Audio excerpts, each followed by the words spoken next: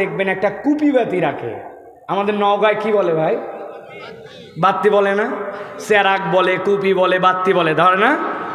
ওই কুপির মধ্যে প্রথমে আগুন দিছে, আগুন দেওয়ার পর এখন কুপি জ্বলবে, কুপি জ্বলার পরে ওখান থেকে পাটকাঠি দিবে, ওই জায়গাতে খেয়ার দিবে, দিয়ে আস্তে করে আগুন দিয়ে চুলা ধরায়, ঠিক না ভাই? এখন যেই কুপি জ্বলাইছে, জ্বলার পরে দেখে কুপি দিয়ে খালি লাল লাল ধোঁয়া আর লাল লাল আগুন ছাড়ে। খানিকক্ষণ পরে তাকায় দেখে কুপি দপ দপ দপ দপ করে। মহিলা মনে করছে তাই তো, যা ভাবতেছি তাই। কুপি তুলে কানের কাছে নিয়ে ঝোঁকা দিছে, হ্যাঁ হ্যাঁ যা মনে করছিলাম তাই। বুঝে থাকলে নওগাঁর মুসলমান উত্তর দেন, কুপির ভিতরে কি নাই? যারা বললেন না তারা বোঝেন নাই। কুপির ভিতরে কি নাই? কুপির ভিতরে তেল নাই না, কুপির ভিতর কেরোসিন নাই। কি নাই? আরো সহজ করে বললে আপনাদের মনে থাকবে, কুপির ভিতরে মাল নাই। কি নাই? যেটাতে জ্বলানো লাগবে ওই আইটেম ভিতরে নাই, ঠিক কিনা? ভালো করে বোঝেন। ওই কুপি বাতি যদি জোর করে টান দেয়, দিয়ে চিন্তা করছে আগুন থাক বা না থাক, পোলতা টান দিয়ে আর একটু তুলবো। যদি পোলতা বেশি টানে আস্তে আস্তে পোলতা পুড়ে নিচে পর্যন্ত নতুন করে তেল দিলে হাতেও পাবে না। এই জন্য আমি বলতে চাই, এটা আমার কথা নয়, আল্লাহর কথা। ওয়াইদা তুলিয়াত আলাইহিম আয়াতুহু যাদাতুহুম ঈমানা ওয়া আলা রাব্বিহিম ইয়াতাওয়াক্কালুন। দুনিয়াতে যাদের মধ্যে ঈমান আছে, অন্তরের মধ্যে কোরআনের প্রেম আছে, আল্লাহ রাসূলের ভালোবাসা আছে, মাহফিল শুনে নিজের জীবন পরিবর্তন করার ইচ্ছা আছে, আল্লাহ বলছেন তাদের কাছে যখন কোরআনের আয়াত তেলাওয়াত করা হয়, অন্তরের ঈমান তাদের বৃদ্ধি পায় এমন বাড়াবাড়ে, তারা আল্লাহ ছাড়া কারো প্রতি ভরসা করে না। অতএব আল্লাহর কথা শুনতে পারে তারা, ঈমান বাড়ে তাদের যাদের অন্তরের ভিতরে ঈমানের নূর আছে। যার অন্তরে ঈমান নাই, ও মাহফিলের পাশে থেকেও ঘোরাফেরা করে, মাহফিলে আসতে পারে না, ঠিক না? এটাই বাস্তবতা। আসলেও মানুষ দেখতে, কিন্তু ভিতরে কি নাই? আরে মানুষের আবার মাল কোত্থেকে আসবে বলেন? ভিতরে ঈমানের নূর না, কি নাই? আপনি বাড়ির যায় হিসাব বরাবর করে নিন, আমি এর থেকে বেশি কিছু বলতে পারবো না প্রিয় ভাইরা। তাহলে আমরা যারা কোরআনুল কারীম শুনতে আসলাম, কি ধারণা আপনাদের? আমাদের লাভ আছে না নাই? আছে না নাই? 4টা আয়াতে কারিমা বলবো ঠান্ডা মাথায়। প্রথমে সিকুয়েল সিধা দিক, এরপরে সিকুয়েল পিছন দিকে সামনে দিক। এই 4 আয়াত যদি আপনি হৃদয়ের মধ্যে একবার গভীরভাবে প্রথিত করে নিতে পারেন, এমন একটা দিলের মধ্যে আনন্দ পাবেন, যেই আনন্দ এর আগে দিলের মধ্যে অনুভব করতে পারেন নাই হয়তো। গভীর মনোযোগে খেয়াল করেন।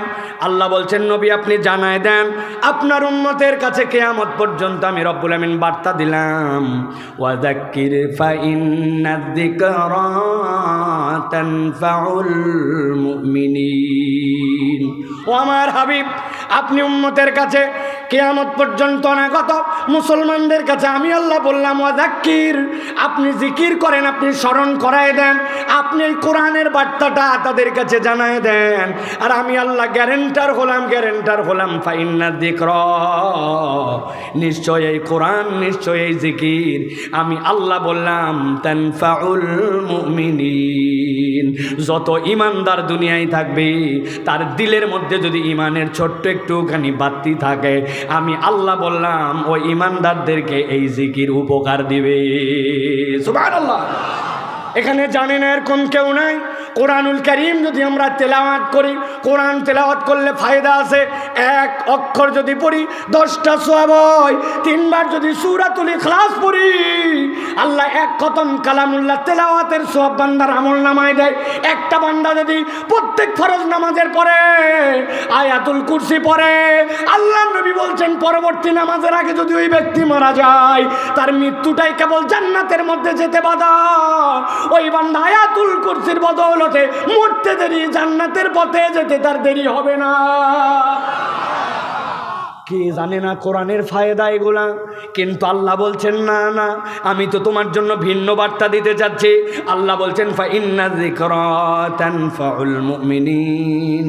তুমি যা জানো সেইটা তো জানোই, কিন্তু আমি তানফাউ এই শব্দকে আম করে রাখলাম, আমি এটার দ্বারা খাস করি নাই। আমি আল্লাহ বলে দিতে চাই, তোমার জীবনে যা যা কল্যাণ লাগবে আমি রব্বুল আমিন সবগুলা এর মধ্যে ঢুকাই রেখেছি। যেইটা তুমি জানো সেইটাও পাবা, যেইটা জানো না সেইটাও আমি রব্বুল আলামিন দিয়ে দিব।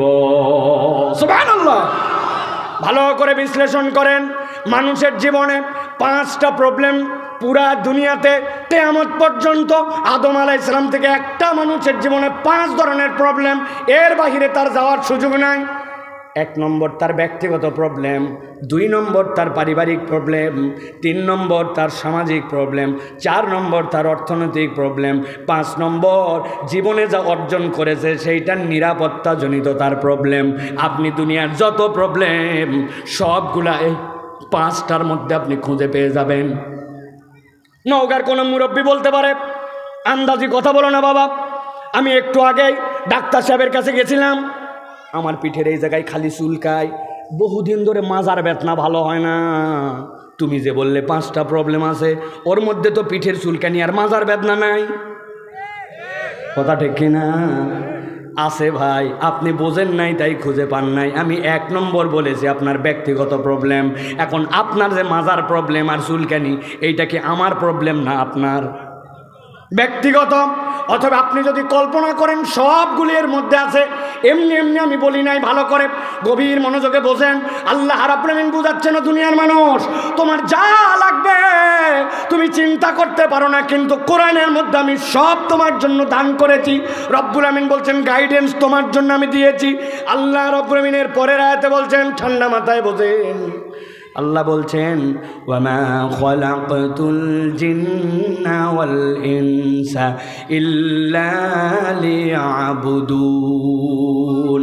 দুনিয়াতে যত জিন আর যত ইনসান আমি আল্লাহ জানায় রাখলাম, সবগুলা কেবলমাত্র একমাত্র আমার ইবাদতের জন্য সৃষ্টি করেছি। দুনিয়াতে আমরা আল্লাহর ইবাদতের জন্য সৃষ্টি হয়েছি। আপনি মানলেও আল্লাহর ইবাদতের জন্য, না মানলেও আল্লাহর ইবাদতের জন্য। আপনার আমার স্বীকারোক্তিতে কিছু যায়ও না, কিছু আসেও না, ঠিক কিনা? কিন্তু এই জায়গায় একটা ইমানের প্রশ্ন আছে, ইমান বোঝার একটা জায়গা আছে।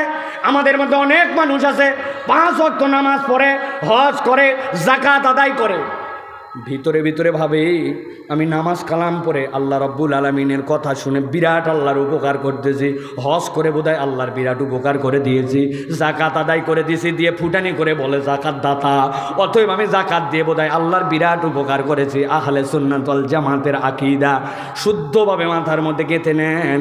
দুনিয়ার সব মানুষ যদি আল্লাহর ইবাদত করে, আল্লাহর ইজ্জত 1 চুলো বাড়ে না।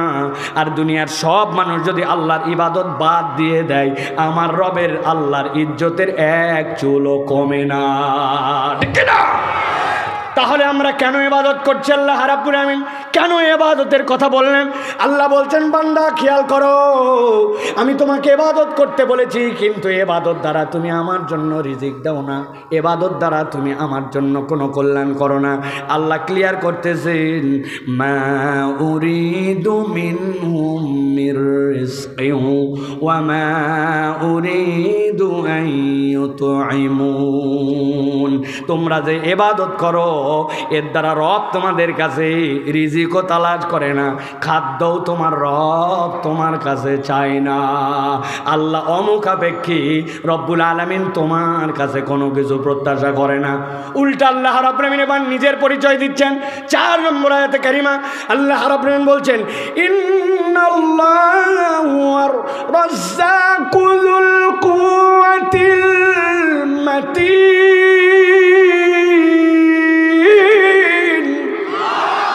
আল্লাহ বলছেন, এই দুনিয়ার মানুষ, উল্টা আমি রব্বুল আমিন তোকে জানায় রাখলাম, ইন্নাল্লাহ, নিশ্চয় আল্লাহ। আবার আল্লাহ হুয়া ব্যবহার করতেছেন, হুয়ার রাজ্জাক, যিনি আল্লাহ তিনি রাজ্জাক, তবে যেমন তেমন রাজ্জাক নন। আল্লাহ বলছেন যুল কুওয়াতিল মাতিন, যিনি কারো দিকে মুখাপেক্ষী হন না, চূড়ান্ত শক্তিধর। দুনিয়ার সব কিছু আল্লাহ রাব্বুল আলামিনের মুখাপেক্ষী, ঠিক কি না? এখানে যারা আমরা আছি, আমি জিজ্ঞাসা করব, আপনারা একসাথে উত্তর দিবেন বুঝে থাকলে। আল্লাহ রাব্বুল আলামিন যে আমাদের রাজ্জাক, আমাদের রিজিক দাতা, এ বিষয়ে কি আমাদের কোনো সন্দেহ আছে ভাই? কিন্তু সন্দেহ না থাকলে কি হবে? এই জায়গাতে আমাদের বুঝের মধ্যে বিরাট ঝামেলা আছে। আমরা যারা আল্লাহকে রাজ্জাক বলে বিশ্বাস করলাম, স্বীকৃতি দিলাম, হিসাব করে দেখেন আপনি আমি মনে করি আহারে আল্লাহ দয়া আমার মাঠের মধ্যে যতটুকু জমি আছে, যে পরিমাণ আল্লাহ কামাই রুজি দিয়েছে, হয়তো খুব একটা ভালো ঘর নাই, হয়তো খুব একটা ঘরের মধ্যে আসবাবপত্র নাই, কিন্তু আলহামদুলিল্লাহ আমার কারো দিকে মুখাপেক্ষী হতে হয় না। আমার ধান চাল, আমার ভাত আর কাপড়ের আমার কোনো সমস্যা নাই। যেহেতু আল্লাহ আপনাকে ভাত দেয়, আল্লাহ আপনাকে খাওয়ায়, আল্লাহ আপনাকে পান করায়, অতএব আল্লাহ আমার রাজ্জাক রব, আল্লাহ আমাকে খাওয়ায় পড়ায়, আমার খাওয়ার পরেও অভাব নাই, আল্লাহ আমাকে রিজিক দেয়। আপনি যদি আল্লাহ আপনাকে কেবল খাওয়ায় আর পড়ায়, এই রিজিকের বুঝ নিয়ে যদি আপনি আল্লাহকে রাজ্জাক মনে করেন, আমি আপনার কাছে স্পষ্ট করে বলতে চাই, আপনি আল্লাহর রাজ্জাক রবের 10% কেবল বুঝেছেন, 90% আপনি বোঝেন না। 90%-এর বুঝটা কেমন হবে? ঠান্ডা মাথায় আপনাকে যদি জিজ্ঞাসা করি, ব্রিজের উপর থেকে আসতেছিলাম, ব্রিজের উপরে একজন দাঁড়ায় আছে, গায়ের মধ্যে শর্ট পরে আছে, বগলের মধ্যে দেখে একটা লাঠি আর একটা পেঁপের ডাল, পেঁপের ডাল বগলের মধ্যে নিয়ে খালি মাথায় দেখি তাজের মোড়ে সিগন্যাল দিচ্ছে, রিক্সায় এদিক। খানিকক্ষণ পর মুখের মধ্যে বাঁশি মারতেছে। চিন্তা করলাম ট্রাফিকের ড্রেস কবে থেকে আবার শর্ট হলো?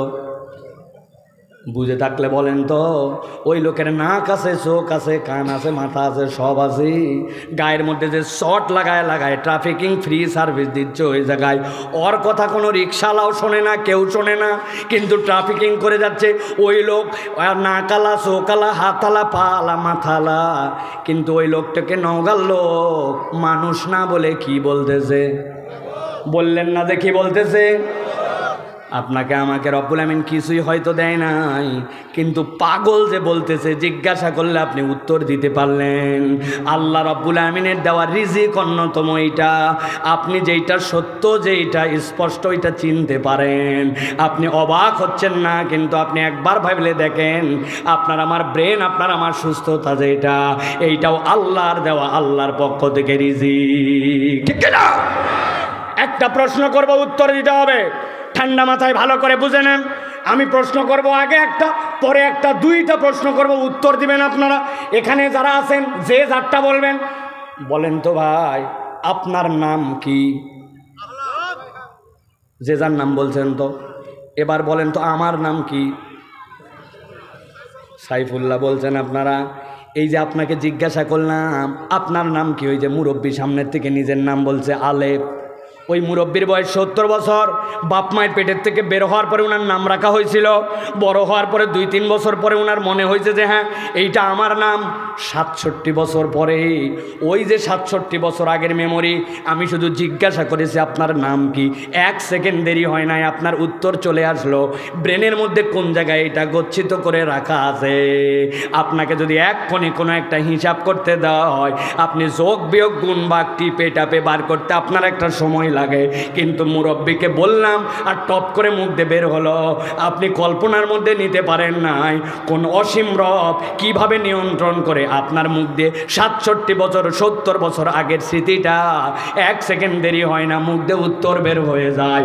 আল্লাহ বলছেন বান্দা, ইন্নাল্লাহা হুয়ার রাজ্জাকুযুল কুওয়াতিল মাতিন, তুই তো রবকে চিনতে পারিস নাই, সুবিন্যস্তভাবে তোকে যে ক্ষমতা দিল, তিনি তার রিজিক থেকে আল্লাহ তোকে এই নিয়ামত দান করেছে। ভাবেন, একটু কলিজা দিয়ে ভাবেন। আপনারা কি বাথরুমের ভিতরে স্যান্ডেল ব্যবহার করেন না? করেন স্পন স্যান্ডেল ব্যবহার করেন।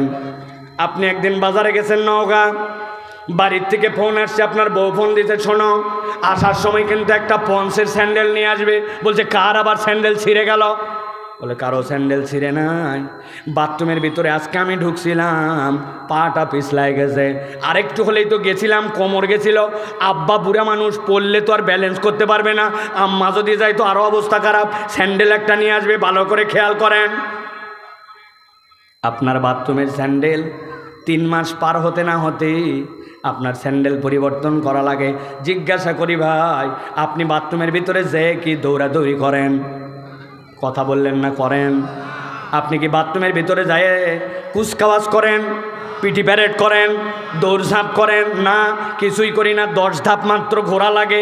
ঢুকলাম, টয়লেটে গেলাম, দাঁড়ালাম, অজু করলাম, বার হয়ে গেলাম। 10 ধাপও না, 10 ধাপ না।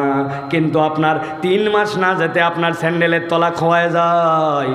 কিন্তু একটা মানুষ তার সামগ্রিক হায়াতের 92% সময় খালি পায়ে থাকে।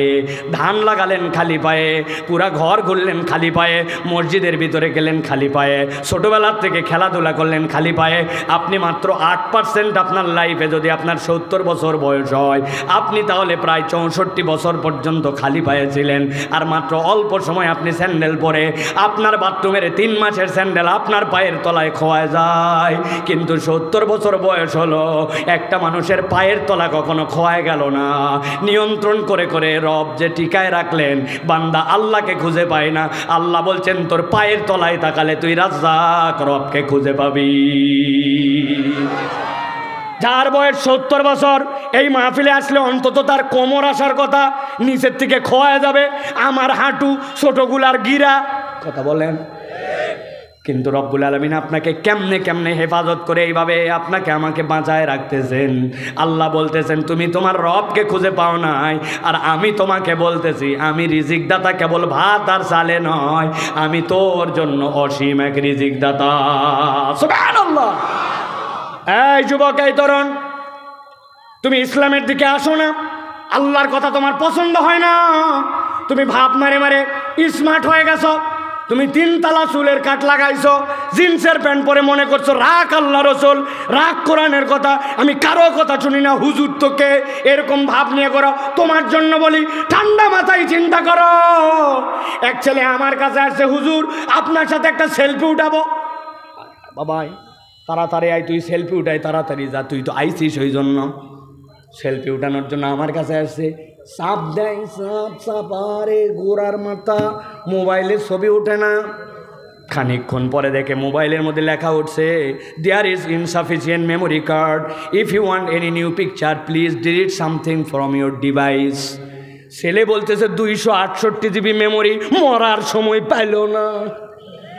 হয় কি না? আপনার 268 জিবি মেমোরি, নতুন করে একটা গজল ওঠে না, নতুন করে একটা ওয়াজ ওঠে না, আগেরগুলা ডিলিট করা লাগে। মোবাইলের মধ্যে আপনার ব্যালেন্স নাই, জায়গা নাই। হয় কি না? কিন্তু কোনোদিন আমাদের এলাকায় এরকম বলছে নাকি আপনার কাছে, হ্যাপি বার্থডে টু ইউ চাচা, টুডে ইউ 70 ইয়ার্স ওল্ড। চাচা আজকে আপনার জন্মদিন, আজকে আপনার 70 বছর বয়স। যদি আপনি আগামীকাল থেকে if you want any new picture tomorrow please delete something from your head, your brain's memory is already full. টু টু বলছে চাচা আপনার ব্রেনে পর্যাপ্ত জায়গা নাই। যদি আগামীকালকের থেকে কিছু দেখতে চান তাহলে আপনার ব্রেনের অতীতের যেইগুলা ওইগুলা ডিলিট করে ফেলেন। এইটা কোনো দিন তো বলেই নাই, বিজ্ঞান উল্টা আপনাকে আমাকে বলতেছে, if any human being alive in this universe 1000 years without a second of sleeping, he or she can spend only 5% of his brains memory. এই দুনিয়াতে একটা মানুষ যদি 1000 বছর বাঁচে, অনবরত চোখ দিয়ে দেখে, কান দিয়ে শোনে, ওই 1000 বছরে 1 সেকেন্ড যদি না ঘুমায়, আল্লাহ তার ব্রেনের মধ্যে এত পরিমাণ মেমোরি ঢুকায় দিয়েছেন, ওই ব্যক্তি 1000 বছরে মাত্র 5% ব্যবহার করার ক্ষমতা রাখে। আল্লাহ বলছেন এমন অসীম মেমোরি তোর মধ্যে ঢুকায় দিলাম বান্দা। ইন্নাল্লাহা হুয়ার রাজ্জাকু যুল কুওয়াতিল মাতিন। আল্লাহ বলছেন তুই তোর রবকে চিনতে পারিস নাই, অথচ তোর রব হচ্ছে তোর জন্য রিজিক দাতা। সুবহানাল্লাহ। একটু ভাবেন, অন্তর দিয়ে একটু চিন্তা করেন, কলিজা দিয়ে একটু ভাবেন। এই যুবক এখানে যারা আছেন হাত তুলবেন, জীবনে একবার মোটর সাইকেল চালাইছেন কারা কারা, সে নিজেরই হোক অন্যেরই হোক, হাত তোলেন। বাবারে বাবা নামান, মোটর সাইকেল চালানো তো কেউ বাদ দেন নাই। একদিন দুবলহাটির থেকে রওনা দিয়েছেন, নওগাঁ যাবেন। সন্ধ্যার পরে পরে হঠাৎ করে অর্ধেক রাস্তা না যাইতে ওই যে ব্রিজ পার হয়ে জলিলের মূর্তি যে জায়গায়, ওইটা পার হওয়ার জায়গায় যায় দেখছেন মোবাইল আর আপনার মোটর সাইকেল আর চলে না। কিরে এই সন্ধ্যার পরে করতেছে, বিপদ তো। ও নামে ডানে কাত করছে, বামে কাত করছে, এবার স্টার্ট দিছে, দিয়ে দেখে আবার বুঝে থাকলে বলেন তো, ডান দিকে কাঠ বাম দিকে কাঠ, ট্যাঙ্কি খুলে ভিতরে চোখ দিয়ে দেখছে ভিতরে কি নাই? ভুলে গেছেন কি নাই?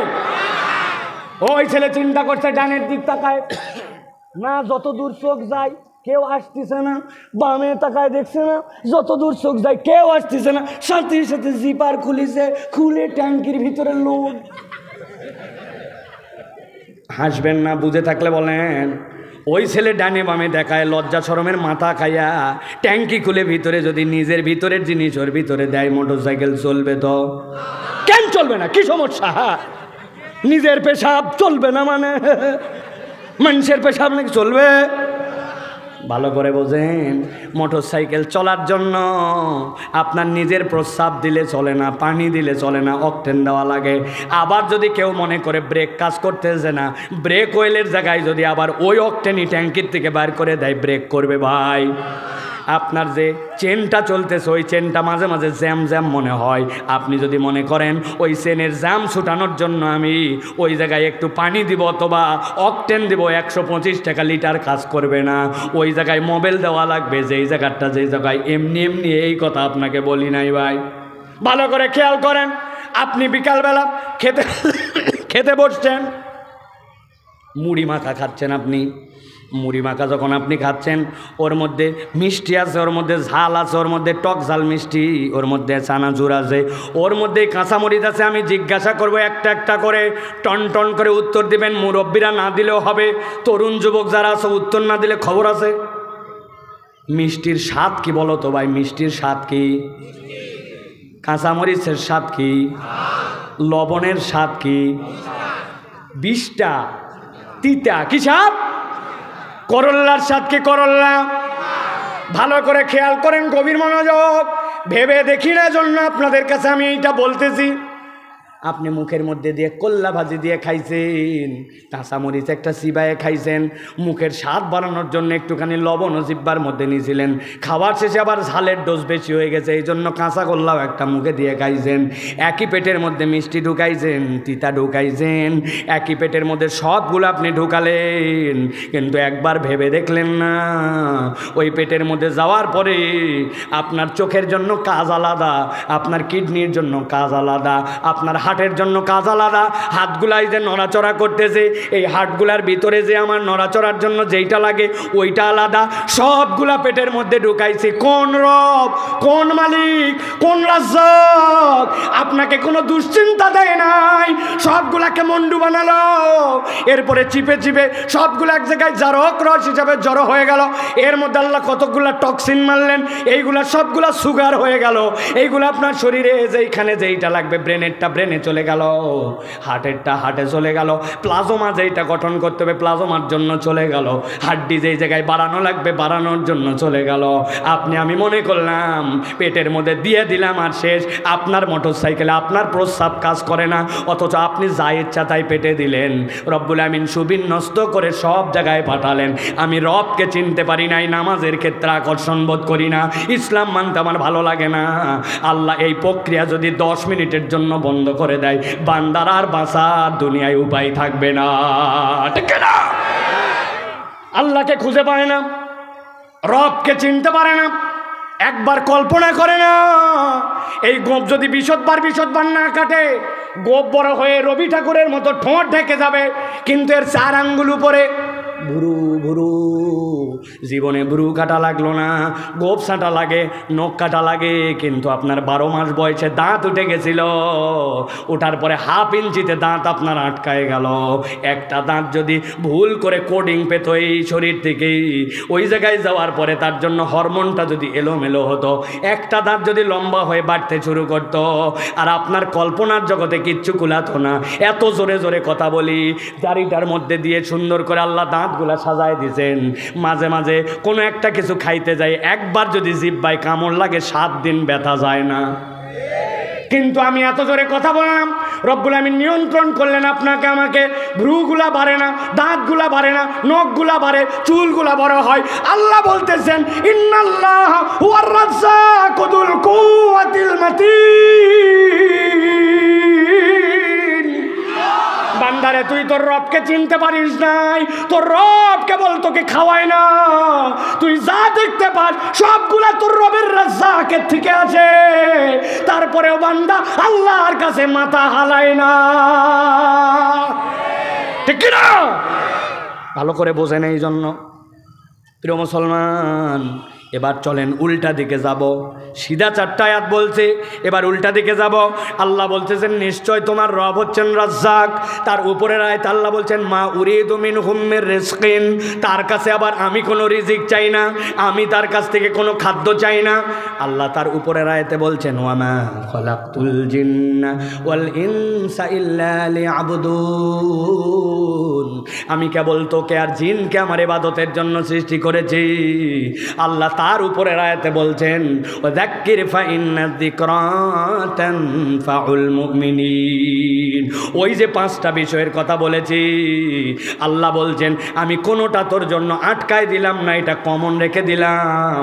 বান্দা জেনে রাখ, তোর জীবনে যত ধরনের কল্যাণ সবগুলো আমি রব্বুল আমিন কোরআনে রেখেছি, আর এইটা আমি রবের পক্ষ থেকে তোর জন্য রিজিক। এখন আমি বানাই ফেলছি কোরআনকে কনজাস্টেড, আমি বানাইছি ওজিফার কিতাব, আমি বানাইছি বরকতের কিতাব, আমি বানাইছি তাবিজের কিতাব, আমি বানাইছি শুধু তেলাওয়াতের কিতাব। কিন্তু আল্লাহ বলছেন এই কিতাব তো শুধু এইটুকুই নয়, এটা তোমার পরিবার চলাবে, এটা তোমার সমাজ চলাবে, এটা তোমার রাষ্ট্র চলাবে, এটা তোমার অর্থনীতি চলাবে, এটা তোমার সংসদও চলাবে। ঠিক না? এই কথা বললে একদলের মন খারাপ। আব্দুল হাই সাইফুল্লাহ তো মনে করছিলাম দলের বক্তা না, এও দেখি দলের কথা বলে। আছে কি না? আপনি আমাকে কিচ্ছু চিনতে পারেন নাই, তাহলে আমি কোনো দলের কথা বলতেছি না, আমি আমার আল্লাহর বরত্বের কথা বলতেছি। আমার আল্লাহ আমাকে যা বলতে বলেছেন আমি তাই বলতেছি। ঠিক না? আপনার ওই বলাতে আর না বলাতে কি যায় আসে? কেননা দুনিয়াতে আমরা প্রচেষ্টা দেখতেছি, দুনিয়ার কথা বাদ দিলাম, বাংলাদেশে প্রচেষ্টা দেখলাম। 50 বছরে যা দেখলাম আর যা দেখলেন আপনারা, তাতে মনে হচ্ছে যে আমাদের জন্য অন্তত কোরআনের আর নতুন করে বাস্তবায়নযোগ্য যদি বিধান না আসে, আমাদেরকে কেউ আর শুধরাতে পারবে না। আপনি ঠিক বললেও ঠিক, না বললেও ঠিক, আমার নিজের কাছে প্রমাণ আছে। আরে সিসি ক্যামেরা নিয়ন্ত্রিত প্রত্যেকটা অফিস, ঠিক না? আমি গেছিলাম 6 মাসের নিচে আমার পাসপোর্টের মেয়াদ নেমে গেছে। আমার পাসপোর্ট রিনিউ না করলে নতুন কোনো দেশ ভিসা দেয় না। 6 মাসের নিচে যদি আপনার পাসপোর্টের মেয়াদ নেমে যায় তাহলে আপনার ভিসা হবে না। আমি গেছি ভিসা করার জন্য, আমাকে একজন বলছে পাসপোর্ট করার জন্য, বলছে শোনেন পাসপোর্ট অফিসে গেলে প্রস্তুতি নিয়ে যাওয়া লাগে। আমি মনে করছি যে পাসপোর্ট অফিসে যাওয়ার পর নাম টাম সই করা লাগবে, এই জন্য বোধহয় আমাকে কলম নিয়ে যেতে বলছে, তাই তো না? জি না, আপনিও ভাত খান আমিও ভাত খাই। ওই লোক এত বোকা না, ও যে প্রস্তুতির কথা বলছে, কি প্রস্তুতি? হ্যাঁ, আপনার বুঝে হালাইছেন আপনারা। আমি এটা নিয়ে গেছি দোতলায়, অফিসের উপর আমাকে খালি ঘুরায়, প্রস্তুতিও খায় না, কাজও করে না। আমি অপেক্ষায় আছি কখন খালি বলবে, আর যেহেতু কাজ করবেন আমি জুলুমের শিকার দেওয়াই লাগবে, কিন্তু প্রস্তুতিও খায় না, কাজও করে। অনেকক্ষণ পরে বলছে দোতলার থেকে নিচতলায় চলেন। আমি চিন্তা করলাম যাই নিচতলায়। দোতলার থেকে নেমে এই একটা সিঁড়ি, মধ্যে একটা ল্যান্ডিং, আবার একটা সিঁড়ি, এই এক সিঁড়ি পার করে যে ল্যান্ডিং, ওই ল্যান্ডিং পার করে যেই না নিচে যেতে যাচ্ছি বলছে দাঁড়ান। ল্যান্ডিংয়ের ওখানে দাঁড়ালাম। বলছে কি হয়েছে ভাই? বলতেছে মাল বের করে। বললাম এই কখন থেকে এটা দেওয়ার জন্য রেডি, তুমি এত ঘুরাইয়া এই জায়গায় এসে বলতেছো মাল বের করেন, ব্যাপার কি? বলতেছে রাগ করেন না, এই বিল্ডিংটি সিসি ক্যামেরা নিয়ন্ত্রিত, আমরা মনিটরে চেক করে দেখছি, পুরা বিল্ডিংটার সব কিছু মনিটরে ধরে, খালি এই জায়গাটা ধরে না। তো যেই জায়গা ধরে না ওই জায়গায় মাল খায়। ওই লোক যদি একবার বুঝতো কিরামান কাতিবিনা ইয়ালামুনা মা তাফআলুন, তুমি যা করো তোমার ডান কাঁধ বাম কাঁধের ফেরেশতা সব দেখে, এই বিশ্বাস মনে আর সাথে একটা আইনের ভয় আছে, যদি অমান্য করি আর ধরা পড়ে যায়, ইসলামী কোর্টে বিচার যদি হয়, চোর হলে হাত কাটা, ডাকাত হলে এক হাত এক পা কাটা, আবার উল্টা করছে, উল্টা দিক থেকে হাত পা কাটা। এদিকে আছে আল্লাহর ভয়, ওদিকে আছে কোর্টের ভয়, দুইটার যদি হয় সমন্বয়, 90% দেশ 3 মাসের মধ্যে ঠিক হওয়া সম্ভব, ঠিক কিনা? আর বাকি আপনি যত ফাপড়বাজি গল্প দেন, এই দেশ কোনোদিন সোনার বাংলা হতে পারবে না। এটা আস্তে আস্তে চোরের থেকে ডাকাত হয়েছে, এরপরে যে কি হবে কেবল আল্লাহ জানে, ঠিক কিনা? এই জন্য প্রিয় ভাইয়েরা, কুরআনুল কারীমের এই বর্ণনা, এই আলোচনা, এইগুলার থেকে আমাদের জন্য বেনিফিট আছে না নাই? আছে না নাই? আপনারা যারা ওয়াজ শুনতেছেন ওরা মনে করছেন বাবাজি অনেক দিন পরে আসছে, ওয়াজ শুরু হয়ে গেছে, তাই না? ওয়াজ এখনো শুরু হয়নি, কেবল একটু আয়াল দিলাম, কেবল একটু আয়াল দিলাম। কেননা আমাদের অধিকাংশ ওয়াজ এই অঞ্চলের কোনো আয়াল নেই, আয়াল ছাড়া ওয়াজ। বক্তা আসলো, এক ধারসে শুরু করলো, খানিকক্ষণ হাসা, খানিকক্ষণ কাঁদা, খানিকক্ষণ গরম, খানিকক্ষণ নরম, খানিকক্ষণ গজল, এই সব মিলাইয়া কালকে যাইয়া বলবে এখানকার লোকেরা একটা বক্তা আসছিল ফাটাফাটি। একজন জিজ্ঞাসা করলো, ভাই কি ফাটালো? বলছে তা বলতে পারবো না, কিন্তু ফাটাফাটি ওয়াজ হয়েছে। আছে কিনা ভাই? এই সকল ফাটাফাটির কারবার নাই। আজকে যতটুকু হবে এইটা বাড়িতে নিয়ে যাওয়ার উপযুক্ত করে আমাদেরকে যেতে হবে। রাজি আছেন তো আপনারা? আছেন আপনারা? তাহলে আমরা আইল দিছি, আপনারা যদি রাজি থাকেন তাহলে আমরা কোরআন থেকে কিছু কথা বলতে চাই, বলবো ইনশাআল্লাহ। তবে আপনাদের কাছে আগেই বলে রাখি বাবারা, আমার নওগাঁর মুরব্বীরা, যাদের বয়স 40-এর উপরে, আপনাদের আর থাকার দরকার নাই, আপনার বাড়ির যান। আপনাদের জন্য ওয়াজ হবে না বাবা, ওয়াজ যা হবে ইয়াংদের জন্য হবে, তরুণদের জন্য হবে। মুরব্বীরা আপনাদের ছুটি দেওয়া থাকলে আপনারা আগামী পরশু 2 দিন শুনেন, আপনারা এখন বাড়ি যান। ওই বাড়ির যে আপনাদের অবশ্য শান্তি হবে না, কারণ আমি যে পরিমাণ চাষি আমাদেরকে টুল নিয়ে মাহফিলে আসতে দেখছি, এরা দরজার চাবি দিয়ে সব আসছে, আপনি যাই খলাত বসে থাকা লাগবে, চাবি সব তাদের কাছে, ঠিক কিনা? এই জন্য আমরা তাহলে কোরআন থেকে দীর্ঘ সময় নয়, অল্প কিছু কথা শুনতে চাই। রাজি আছেন আপনারা? কারা কারা আছেন দেখে 2 হাত উঁচু করেন। হাত তুলছেন? হাত নামান, হাত নামান। হাত সবাই উঠাবেন না আল্লাহর ওয়াস্তে, মেহেরবানি করে। আমি সবার হাত উঠা কেটে চাই না, কারণ আমাদের অনেকেরই গিরিজে প্রবলেম আছে, মোবাইলে প্রবলেম আছে। বাড়ির দরজা খোলার সময় দেখবেন দরজা খুলতেছে, দরজায় মোবাইল নাই, গিরিজ নাই, খুলতেও শব্দ, লাগাতেও শব্দ। আছে কি না? শব্দ হয় দরজায়, কবজার ডিস্টার্ব। এখন এখানে অনেকের আছে, মনে করছে নিজে বোধহয় মোবাইল পাল্টায়, কবজায় বোধহয় নিজে তেল দেয়, এই জন্য হাজার বলার পরেও হাত খুলতে পারে না। যাদের কবজায় সমস্যা নাই, তেল মোবাইলে প্রবলেম নাই, খালি তারা হাতগুলা টান টান করে তুলবেন, বাকিদের তোলার দরকার নাই। একসাথে টান টান করে সোজা 2 হাত, সোজা 2 হাত হয়েছে, সোজা হয়েছে, হাত সোজা হয়েছে। লাস্ট একটা কষ্ট দিব, হাত নামান। লাস্ট এই কষ্টটা হচ্ছে, এবার হাত তুলবো আর ডানে বামে তাকায় দেখবো কারা কারা হাত তোলে নাই। ঠিক আছে না ভাই? পারবো না ইনশাল্লাহ? অনেকেই আছে চাদরের ভিতরে হাত ঢুকেছে। চাচা একটু হাতটা সোজা করেন। ও চাচা হাতটা একটু সোজা করো বাপ। বাবা হাত সোজা বলে এরকম এরকম, এই কি? এবার আমরা ডানে বামে তাকায় দেখবো ইনশাল্লাহ। রাজি আছে না ভাই? দেখি এবার একসাথে হাত সোজা করেন। এবার দেখেন, তাকায় দেখেন কারা কারা তুলতে পারে নাই। ওই যে আমি একটা দেখতে পাচ্ছি দাঁড়ায় আছে, শাটালা চাচা, ওই যে এরকম করে হাত বাঁধে। কি ব্যাপার? হাত সোজা করেন। হ্যাঁ, কেবল হাত তুলছে। শক্ত করছেন সবাই, সোজা করেন, সোজা সোজা সোজা, টান করেন, পেছন দিকে টানা দেন, পিছনে জোরে জোরে, পেছনে। এবার সোজা করেন, সামনে দেন, মাশাআল্লাহ, সোজা করেন। এবার সোজা, এবার একটু ডানে দেন, মাশাআল্লাহ, এবার একটু বামে দেন। এবার হাতটা একটু সোজা করেন, গলাটা একটু পরিষ্কার দেন। এই বামে যারা আছেন, গলা পরিষ্কার ভালো করে হচ্ছে না, ফাঁকি মারেন না। এই যে হুডি চাচা, সবুজ কালারের জামা, কিয় হাত তোলেন? 2 হাত, হাত সোজা করেন। সোজা করছেন? গলা পরিষ্কার দেন, আরে ভালো করে একটু গেছেন।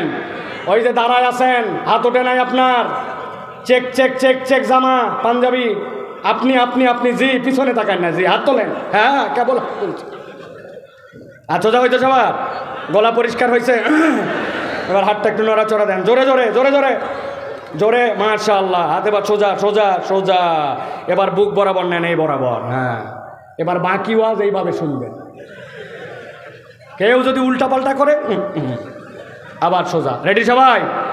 এবার আমরা আকাশ বাতাস মুখরিত করে একটা তাকবীর দিতে চাই, পারবেন ইনশাআল্লাহ? বুঝেন কিন্তু এই রকম তাকবীর দুবলহাটির ইতিহাসে প্রথম দিনের মাহফিলে হয় না। একটু ভিডিও করে রাখেন চিত্রটা, আপনারা বহুত পোস্ট করেন ফেসবুকে, কিন্তু আপনারা মাহফিলের পোস্ট দেন না, আমরা দেখি, লজ্জা লাগে না? একটা প্যান্ডেলের ছবি তুলবেন, একটা লোকের ছবি তুলবেন, একটা নিজস্ব সেলফি তুলবেন। আলহামদুলিল্লাহ আজকে কোরআনের এখান থেকে আলোচনা হয়েছে, একটা বার্তা মানুষের কাছে যাবে, এই কোরআনের পক্ষে কথা যাবে, তাহলে এইটা আপনার জন্য একটা সোয়াবের কারণ হতে পারে, ঠিক না? যুবকরা পারবে না ইনশাল্লাহ? হাত রেডি করছেন সবাই? আমি যখন বলবো লিল্লাহে তাকবীর, তখন আপনারা হাত উপর দিকে ছুড়ে দিয়ে বলবেন আল্লাহু আকবার, পারবেন ইনশাল্লাহ? পারবেন তো সবাই? বুঝেন কিন্তু অনেকেই আছে পারবে না। আমি দিনাজপুরে এক মাহফিলে গেছি ভাই, এমন পাম দেওয়া দিছি, আল্লাহর জন্য একটা তাকবীর দিতে হবে, দিন ইসলামের পক্ষে, কোরআনের পক্ষে, শয়তানকে পরাজিত করতে, বাংলার জমিনে লাল পতাকার মাঝে কালেমার পতাকা ওড়ে পাম পাম দিয়ে তাকবীর দিছি, লিল্লাহে তাকবীর। সামনে এক মুরব্বী ছিল, উত্তর দিছে আল্লাহ। ওই দিন বুঝছি ভাই, পাম দিয়া কাম। আপনার মনের মধ্যে যদি ওই আকর্ষণ না থাকে, পাম দিয়ে কাম হবে না। যত পাম দেন ও হচ্ছে টায়ার লিক, ঠিক না ভাই? এখন আপনারা একটা তাকবীর দিতে পারবেন ইনশাআল্লাহ? যারা পারবেন তারা বলেন আল্লাহুম্মা আমিন, আর যারা পারবেন না তারা আগের থেকেই বলে দেন আল্লাহুম্মা আমিন। আছে রেডি সবাই? হাত রেডি করছেন? আমি আস্তে করে বলবো লিল্লাহে তাকবীর, আর আপনারা হাত ছুড়ে দিয়ে সমস্বরে আল্লাহকে খুশি করার নিমিত্তে বলবেন আল্লাহু আকবার। রেডি সবাই? দেখে এটা তাকবীর দেন, লিল্লাহে তাকবীর, লিল্লাহে তাকবীর। আল কোরআনের আলো,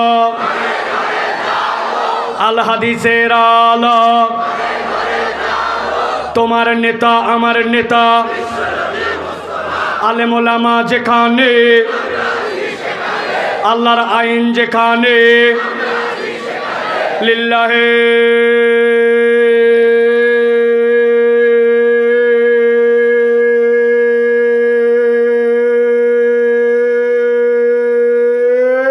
তাকবীর। আলহামদুলিল্লাহ। হাত নামান। শয়তান আছে আর? যে কয়টার মনে একটু ওয়াসওয়াসা দিছিল, থাক অনেকক্ষণ হয়েছে যাই, আর সেটা হবে না, ঠিক না? কেননা শয়তান আল্লাহু আকবারের স্লোগান পছন্দ করে না, ঠিক না? এই জন্য আমরা বাংলাদেশে দেখতে পাই এক একটা দল আছে যারা আল্লাহু আকবারের স্লোগান দিতে পারে না। এই বাংলাদেশে আমরা দ্ব্যর্থহীন কণ্ঠে বলে দিতে চাই, আল্লাহু আকবারের স্লোগান কোনো দলীয় স্লোগান নয়, কোনো পার্টির স্লোগান নয়, কোনো গোষ্ঠীর স্লোগান নয়, কোনো আলাদা স্বতন্ত্র স্লোগান নয়। আল্লাহু আকবারের স্লোগান ইমানদারের স্লোগান। এই বাংলার জমিনে যতদিন পূর্ব দিগন্ত থেকে সূর্য উঠবে, পশ্চিম দিগন্তে অস্তমিত যাবে, একজন আল্লাহর গোলাম যদি বেঁচে থাকে, এই বাংলার জমিনে আল্লাহু আকবারের স্লোগান চলতেই থাকবে, চলতেই থাকবে, চলতেই থাকবে।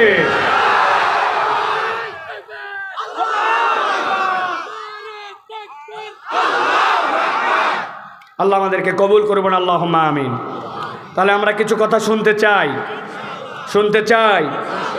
সামনে রমাদান, ওই রমাদানকে টার্গেট করে আমি সর্বোচ্চ আপনাদের কাছে 4টা আয়াতে কারিমার আলোকে আমরা সংক্ষিপ্ত একটা বার্তা নেওয়ার জন্য চেষ্টা করব। এই বার্তা নিয়ে আমরা বাড়িতে চলে যাব। সকলে বলেন ইনশাআল্লাহ। কেউ কোনো ফাঁকি মারবেন না তো? বলেন ইনশাআল্লাহ। চলেন তাহলে আমরা বিতাড়িত শয়তান থেকে আশ্রয় প্রার্থনা করে সমস্বরে কোরআনুল কারীমের মধ্যে প্রবেশ করি। সকলেই একদম কার্পণ্য ঝেড়ে সবগুলো বলিষ্ঠভাবে সকলে আমার সাথে পড়েন, আউযু বিল্লাহি মিনাশ শাইতানির রাজিম। বিসমিল্লাহির রহমানির রহিম।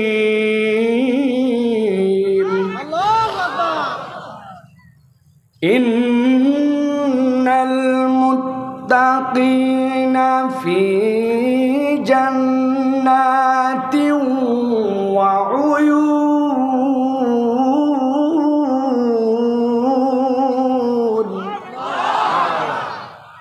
উদখুলুহা বিসালামিন আমিনিন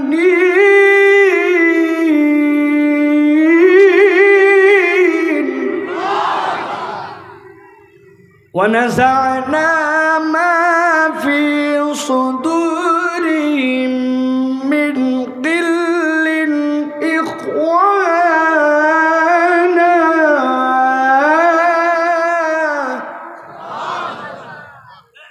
আল্লাহ রাব্বুল আলামিন বলছেন, গভীর মনোযোগে দিলের মধ্যে ঢুকান। ইন্নাল মুত্তাকিনা ফি জান্নাতি ওয়া উয়ুন।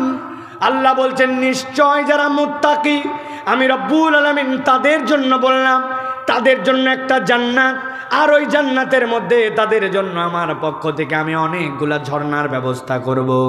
একদল ফেরেশতা এসে তাদেরকে ডাক দিয়ে বলবে, উদখুলুহা বিসালামিন আমিনিন, নিরাপত্তার সাথে মুত্তাকি তোমরা জান্নাতে ঢুকে যাও। আল্লাহ তাহলে মুত্তাকিদেরকে জান্নাত দিতে চান। এখন আমি তাকওয়াদার হতে চাই, মুত্তাকি হতে চাই, জান্নাতে যেতে চাই। আল্লাহ বলছেন, ওই মুত্তাকি হবি কেমনে? আমি আল্লাহ তোকে জানায় রাখলাম, কুতিবা আলাইকুমুস সিয়ামু কামা কুতিবা আলাল্লাযীনা মিন ক্বাবলিকুম লাআল্লাকুম তাত্তাকুন।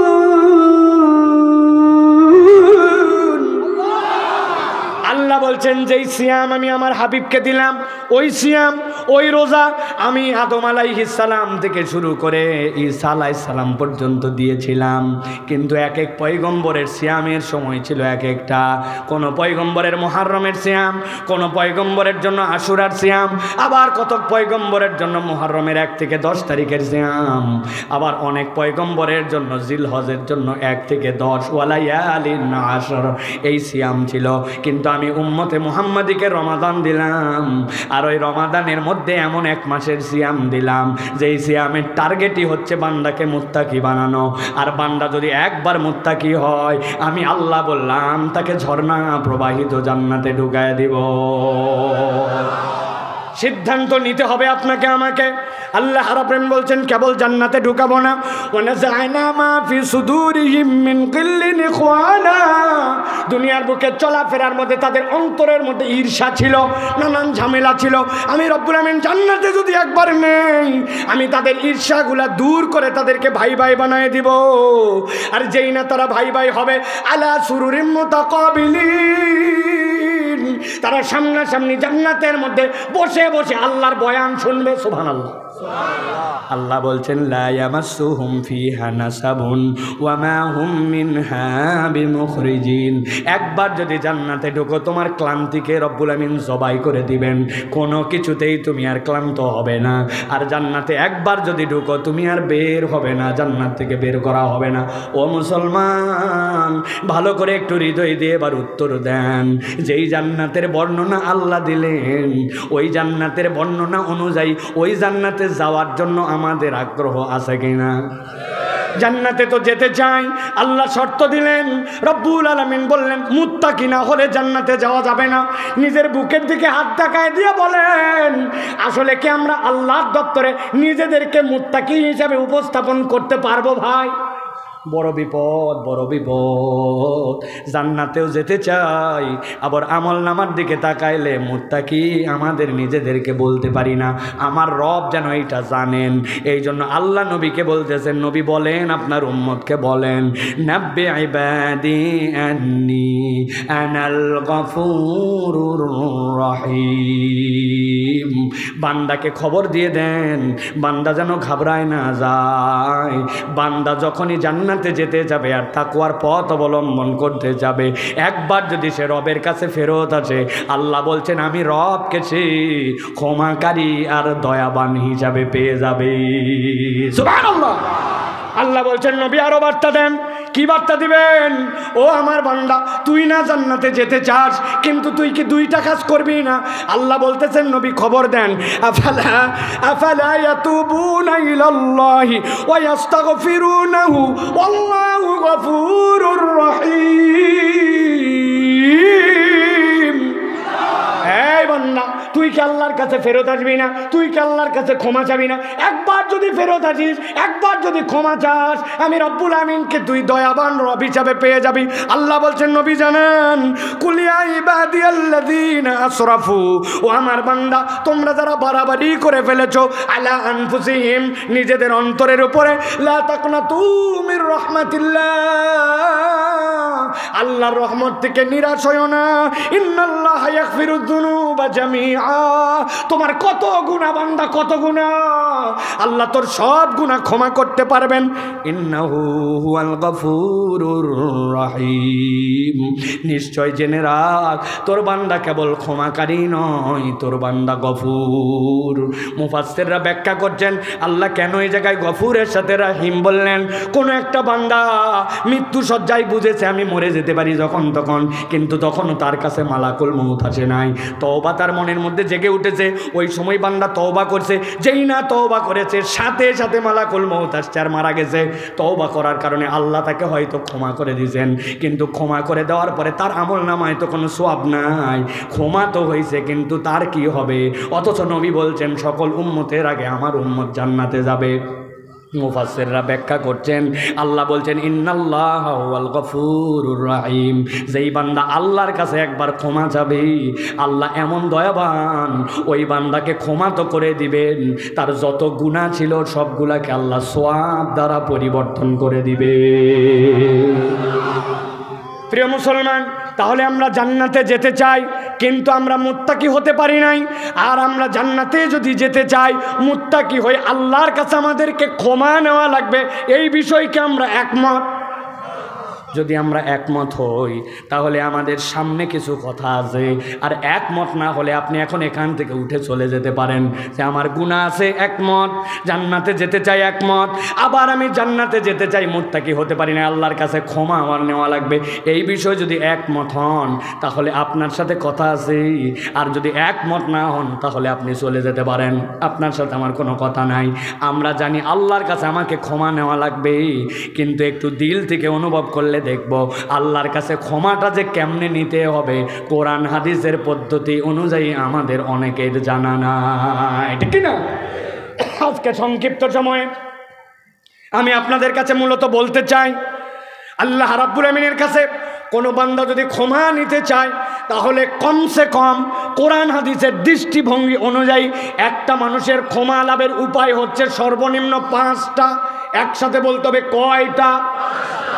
হয় নাই, সবাই বলে নাই, যারা দাঁড়ায় আছে।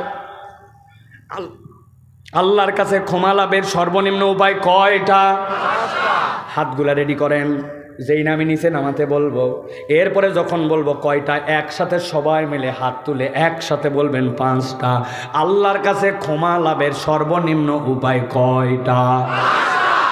সবগুলা হাত ওঠে নাই, এর মধ্যে একজন লাল শার্ট আর সাদা শার্ট পাশাপাশি দাঁড়ানো 2 বন্ধু, আমি যেদিকে তাকায় আছি তার উল্টা দিকে আছে, ওনারা লজ্জা পাবে জন্য বললাম না হাত নামান, হাত নামান, হাত নামান। একসাথে এবার একযোগে উত্তর দিবেন আল্লাহর কাছে ক্ষমা লাভের সর্বনিম্ন উপায় কয়টা? হাত নামান। মাশাআল্লাহ, আপনারা চিন্তা করতে রাগ করতেছেন না?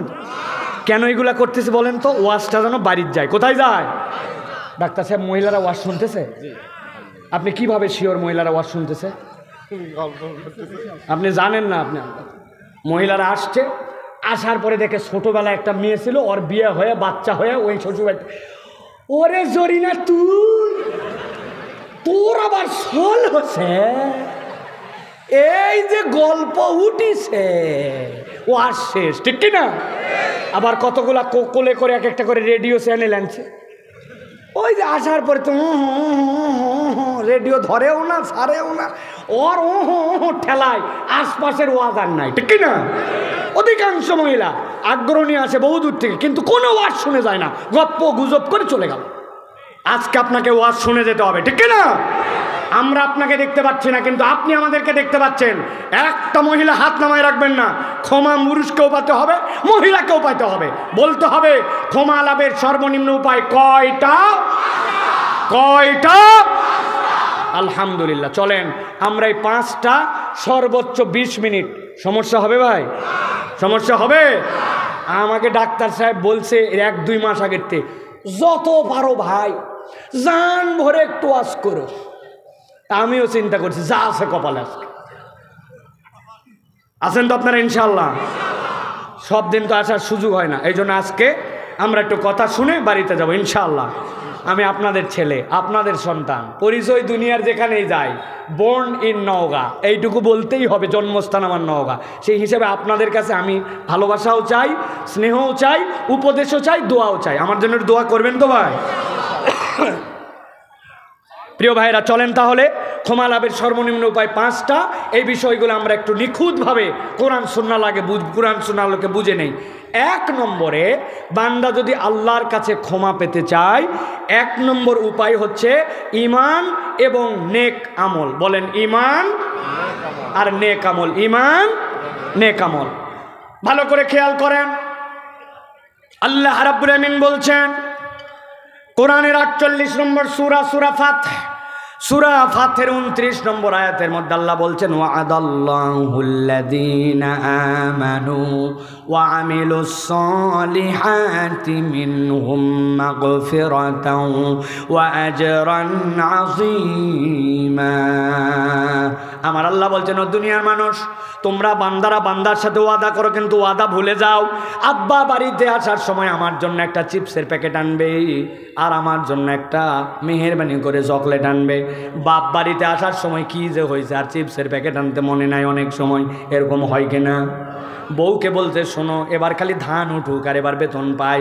তোমার যে অনেকদিন একটা দামি শাড়ির স্বপ্ন, এবার তোমার টাঙ্গাইলের দামি শাড়ি তোমার কিনে না দিলাম, বাপের বেটা না। কিন্তু বউ ভুলে গেছে, স্বামীও তালে তালে ভুলে গেছে। ওয়াদার কথা অনেক সময় মনে থাকে, অনেক সময় বান্দা ভুলে যায়। কিন্তু রব্বুল আমিন বলছেন, তোর রবের জন্য ওয়াদা করা লাগে না রে বান্দা। ইন্নাকা লা তুখলিফুল মিআদ ফাআলুল লিমা ইউরিদ। যা ইচ্ছা তাই যিনি করতে পারেন, এবার তিনি বলতেছেন আমি তোমার কাছে ওয়াদা করলাম। কি ওয়াদা করতেছেন? আল্লাহ বলছেন ওয়াদাল্লাহ, আল্লাহ নিজেই ওয়াদা করতেছেন, আল্লাযীনা আমানু, তোমাদের মধ্যে যারা ঈমান আনবে, আর ঈমান আনার পরে বসে থাকে না, ওয়া আমিলুস সলিহাত, ওই ঈমান আনার পরে বান্দা যখন নেক কাজ করে, মিনহুম মাগফিরাতাও ওয়া আজরান আযীমা। আল্লাহ বলছেন আর কিচ্ছু করতে হবে না, তোর ঈমানের সাথে নেক কাজ যুক্ত হলে আমি আল্লাহ অটোমেটিক তোর গুনাহ কেবল মাফ করব না, জান্নাতে তোর সাথে দিদার দিয়ে দিব। এখন আমরা তো বলছি ঈমান আমাদের আছে, কিন্তু নেক আমল আমাদেরকে, আমলে সলেটা আমাদেরকে, অনেকের বুঝ আমাদের কাছে ক্লিয়ার না। অনেকেই ভাবতেছেন আলহামদুলিল্লাহ 5 ওয়াক্ত নামাজ পড়ি, রমজানের রোজা রাখি, হজ ফরজ হয়েছিল হজও দিছি, হজ করছি, যাকাত আদায় করে দেয়, আমি নেক আমল করে আছি, মাশাআল্লাহ। আমি আপনার কাছে কনসেপ্টটা পরিষ্কার করার জন্য, বোঝানোর জন্য বলতে চাই, আপনার নামাজ, রোজা, হজ, যাকাত এইগুলা একটাও আপনার জন্য নেক আমল নয়। কি সাংঘাতিক কথা হুজুর, নামাজ, রোজা, হজ, যাকাত নেক আমল নয়, এ আবার কেমন কথা? আপনাকে বোঝানোর জন্য বলছি, ভালো করে বোঝেন। আপনার ছেলে যদি কোনো পরীক্ষায় 33 মার্ক পেয়ে পাস করে যায়, আপনি কি তাহলে ওই ছেলেকে কখনো বলেন নাকি গোল্ডেন এ প্লাস পাইছে? কি বলেন? 33 মার্ক আপনাদের এলাকায় কি মার্ক? Pass mark. কি মার্ক? ওই ডাক্তার সাহেব বলছে টাইনে টুনে পাস। কি পাস? এখন এক লোক আমার কাছে ধরেন আসছে, এসে বলছে হুজুর রহমতুল্লাহ, হুজুর আপনার খুব মহব্বত করি, আপনি একটা গোল্লা খান। রহমতুল্লাহ, এতগুলা মুসল্লির সামনে আমি গোল্লা কিভাবে খাবো? বলছে খান হুজুর, বড় আশা করে আপনার জন্য গোল্লা আনতে। বলছে ভাই খাবো বুঝলাম, তুই এত সারতেছিস কেন বলতো? বলছে আর বলেন না হুজুর, আমার একটা ছেলে ছিল, ওই ছেলে এবার 33 মার্ক পেয়ে পাস করে গেছে, এই জন্য আমি বিরাট খুশি। রহমতুল্লাহ কি বলবে তাকে? বলবে তুই যেরকম বলো তোর বেটাও বলো, ঠিক কিনা? কোনো রকম টেনে টুনে পাস করছে, আবার জানান দে গোল্লা খাওয়ানোর কি আছে, ঠিক কিনা? ভালো করে বোঝেন ভাই, ইসলামকে যদি আপনি একটা স্কুল মনে করেন, ইনস্টিটিউট মনে করেন, ওই ইসলামে আল্লাহ নবী বলছেন বুনিয়াল ইসলাম আলা খামসিন, ইসলামের 5টা বেনা আছে, এর মধ্যে একটা নামাজ, একটা রোজা, একটা হজ, একটা যাকাত, একটা শাহাদাত। আপনার যদি নামাজ, রোজা, হজ, যাকাত না থাকে ফরজ হওয়ার পরেই, তার মানে আপনার ইসলামের স্কুলে পাস মার্ক নাই। যার জীবনে পাস মার্ক নাই ওই লোকের নামই ইসলামের মধ্যে নাই। তাহলে যেই আমল না করলে ইসলামের মধ্যেই থাকা যায় না, বুঝে থাকলে বলেন তো ওই আমল কি আমলে চলে? আমলে চলে, কিন্তু ওটাই একমাত্র আমলে চলে না। এখানে অনেক যুবক আছে আমাদের এখানে, বুক ফুলায় গরম দিয়ে বলে এর নামাজ না পড়তে পারি, ইমান ঠিক আছে, আছে কিনা ভাই? যদি আপনারা আমাকে সাহস দেন আর একটা ওয়াদা করেন, তাহলে আপনাদের কাছে আমি একটা গল্প বলবো। বলবো? সাহস দিছেন ভালো, কিন্তু একটা শর্ত আছে, যেই গল্পটা বলবো আজকের মাহফিলে উপস্থিত নাই এরকম একজন মানুষের কাছে এই গল্পটা করা লাগবে। রাজি আছেন? কথা বলেন, রাজি আছেন? চলেন তাহলে গল্প শুরু করি। পাকিস্তানে এক ওস্তাদ 10 বছর তার এক ছাত্রকে পড়াইছে। পড়ানোর পরে বলছে, বাবারে অনেক দিন তোকে পড়ালাম, তুই খালি আমাকে প্রশ্নের পরে প্রশ্ন করে গেছিস। কোরআনে বলছে ফাসআলু আহলাদ যিকরি ইন কুনতুম লা তা'লামুন, তুমি যদি না জানো, যে জানে তার কাছে জেনে নাও। তুই তো বহুত কিছু আমার কাছে শুনলি, আজকে তোর কাছে আমি একটা প্রশ্ন করব, উত্তর দেওয়া লাগবে। ছেলেটা ঘাবড়ায় যায় নাই, বলছে ওস্তাদ আপনি শিখাইছেন, জানা থাকলে উত্তর দেব, ভুল হলে আপনি ধরাই দিবেন, বলেন আপনার কি প্রশ্ন, আমি উত্তর দেওয়ার জন্য রেডি আছি। ওস্তাদ জিজ্ঞাসা করছে, বলতো বাপ, দুনিয়াতে নামাজ পড়ে না কারা? ও মনে করছিল কি না প্রশ্ন কি করবে ওস্তাদ, এখন দেখে আমাকে যে প্রশ্ন করছে কমন পড়ে গেছে, নামাজ পড়ে না কারা? ওই ছেলে বলতে, ওস্তাদ আমার ক্ষুদ্র গবেষণায় দেখেছি দুনিয়াতে নামাজ পড়ে না 3 শ্রেণীর লোক। কয় শ্রেণী? জোরে বলার দরকার নাই, কিন্তু আস্তে হলেও মুখ দিয়ে বলেন, কয় শ্রেণী? বলছে বল 1 নম্বরকে। ওই ছেলে বলতেছে, ওস্তাদ 1 নম্বর নামাজ পড়ে না, আমার গবেষণায় যতটুকু বুঝেছি, যে এই ব্যক্তি অজ্ঞান অথবা পাগল, পাগল অথবা অজ্ঞান নামাজ পড়ে না। ঠিক কিনা? পাগল কি নামাজ পড়ে?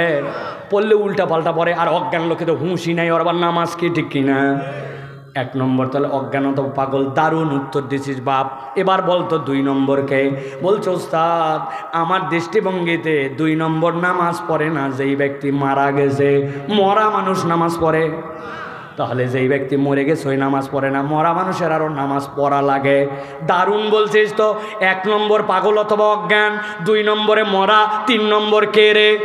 বলতেছে ওস্তাদ 3 নম্বর নামাজ পড়ে না তারা অমুসলমান যারা। এবার আপনাদের কাছে জিজ্ঞাসা করব, একটা একটা করে উত্তর দিতে হবে, একটা মুখ বন্ধ থাকবে না। আমি জোরে নিতে চাই নাই, কিন্তু বলতে হবে 1 নম্বরে নামাজ পড়ে না কারা? আরেকবার বলেন। 2 নম্বরে নামাজ পড়ে না কারা? মারা গেছে যারা। বলেন 2 নম্বরে নামাজ পড়ে না কারা? 3 নম্বরে নামাজ পড়ে না কারা? অমুসলমান যারা। বলেন 3 নম্বরে নামাজ পড়ে না কারা? এবার আপনাদের কাছে আমি জিজ্ঞাসা করব, ইয়েস অথবা নো দিয়ে আপনারা উত্তর দিবেন। এখানে কাছে দূরে ছেলে মেয়ে আশপাশ দাঁড়ায় বসে যারা আমরা আছি, আমরা এখানে যারা আছি, আমরা কি ভাই পাগল অথবা অজ্ঞান? উত্তর দিতে হবে, পাগল অথবা অজ্ঞান। 2 নম্বরে আমরা এখানে যারা আছি, আমরা কি মরা? এখানে আমরা যারা আছি, আমরা কি অমুসলমান? ফাঁসে গেছেন।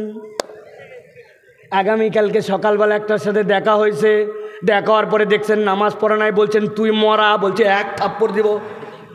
মরা মানুষ কথা বলতে পারে নাকি? হ্যাঁ হ্যাঁ। ও তাহলে ঠিক আছে, তাহলে তুই পাগল অথবা অজ্ঞান।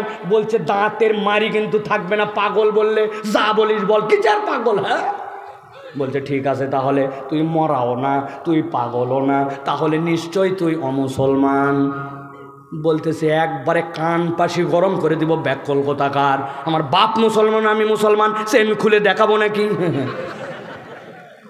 তাহলে তুই যে নামাজ পড়লি না, যদি তুই নামাজ না পড়িস এই 3 দলের একটার মধ্যে তোর হওয়া লাগবে, হয় মরা, না হয় অমুসলমান, না হয় পাগল অথবা অজ্ঞান।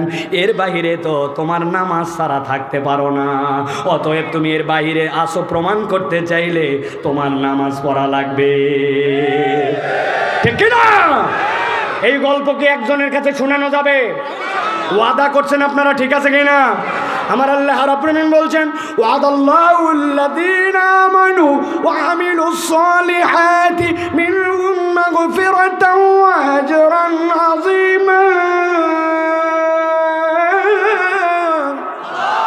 আমি আমার বান্দাদের মধ্যে যারা ঈমান আনবে আর আমলে সালেহ করবে, আমলে সালেহ মানে নামাজ, রোজা, হজ, যাকাত তো আছেই। আমার বান্দা মসজিদে একটু 5 মিনিট আগে চলে গেছে, যাওয়ার পরে আমার বান্দা বসে যায় নাই, 2 রাকাত দুখুলুল মসজিদ নামাজটা খুব এহতেমামের সাথে পড়েছে। বান্দার সময় একটু আছে, অজু করার পরে 2 রাকাত নামাজ পড়েছে, বান্দা ধান কাটতেছে, কোনো কাজ নাই, কিন্তু ওই সময়ও সুবহানাল্লাহ সুবহানাল্লাহ বলতেছে। আমার বান্দাটা ওজিফা বানায় নিছে, সারাদিনে 100 বার ইস্তেগফার পড়ে। আমার বান্দাটা নামাজের পরে টপ করে ওঠে না, ওজিফাগুলা সবগুলা তেলাওয়াত করে। যুবকেরা মিলে সিদ্ধান্ত নিয়েছে, মসজিদটা তো অনেক মুয়াজ্জিন আর খাদেম সাহেব পরিষ্কার করে, আমরা 10 বন্ধু মিলে একটা হারপিক কিনে, আমরা ব্রাশ কিনে ঝাঁটা নিয়ে মসজিদের অজুখানাটা সাফ করে দিব। ওয়ালের মধ্যে মাহফিলের পোস্টার লাগাতে লাগাতে শেষ করে দিতে, ঘুষে ঘুষে মসজিদগুলা পরিষ্কার করে দিব। রাস্তার পাশ দিয়ে যেইগুলা জায়গা আছে একদিন একটু উদ্যোগ নিয়ে রাস্তার পাশগুলা সাফ করে দিব। কোনো একটা মানুষ বিপদে পড়ে গেছে, তাকে দেখতে একটু ছুটে চলে যাব। কোনো একটা মানুষের টাকা দরকার, 10টা টাকা দিয়ে হলে হাওলাত করব। আল্লাহ আমাকে যেই সুযোগ দিয়েছেন আমি সেই সুযোগ থেকে একটুখানি ভালো কাজ করার জন্য চেষ্টা করব। বান্দা যখন ঈমান আমলের পরে নামাজ, রোজা, হজ, যাকাতের সাথে ক্ষুদ্র ক্ষুদ্র ভালো কাজ করতে শুরু করে, আল্লাহ ওই বান্দার গুনাহ খাতাগুলা অটোমেটিক মাফ করে দেন। সুবহানাল্লাহ। তাহলে আমাদের বেছে বেছে নেক কাজ করতে হবে, খুঁজে খুঁজে নেক কাজ করতে হবে। চায়ের দোকানে বসে আড্ডা দিয়া, চায়ের দোকানে বসে গীবত করে, কথায় কথায় মিথ্যা বলে আমার আমল নামা বরবাদ করার কোনো সুযোগ নাই। আমাকে খুঁজে খুঁজে খুঁজে খুঁজে ভালো কাজের দিকে যেতে হবে। কিছু না পারলেও কেউ যদি হাঁচি দেয় আলহামদুলিল্লাহ, শুনলে ইয়ারহামুকাল্লাহ বলতে হবে। জানাজা একটা 1000 ব্যস্ততার মধ্যেও শরীক হওয়ার জন্য চেষ্টা করতে হবে। আল্লাহ দেখবেন আমার বান্দা ঈমান আনার পরে আমার নির্দেশ ফরজগুলা তো মানেই, সাথে নফল কাজ করার জন্য আমার বান্দা চেষ্টা করে।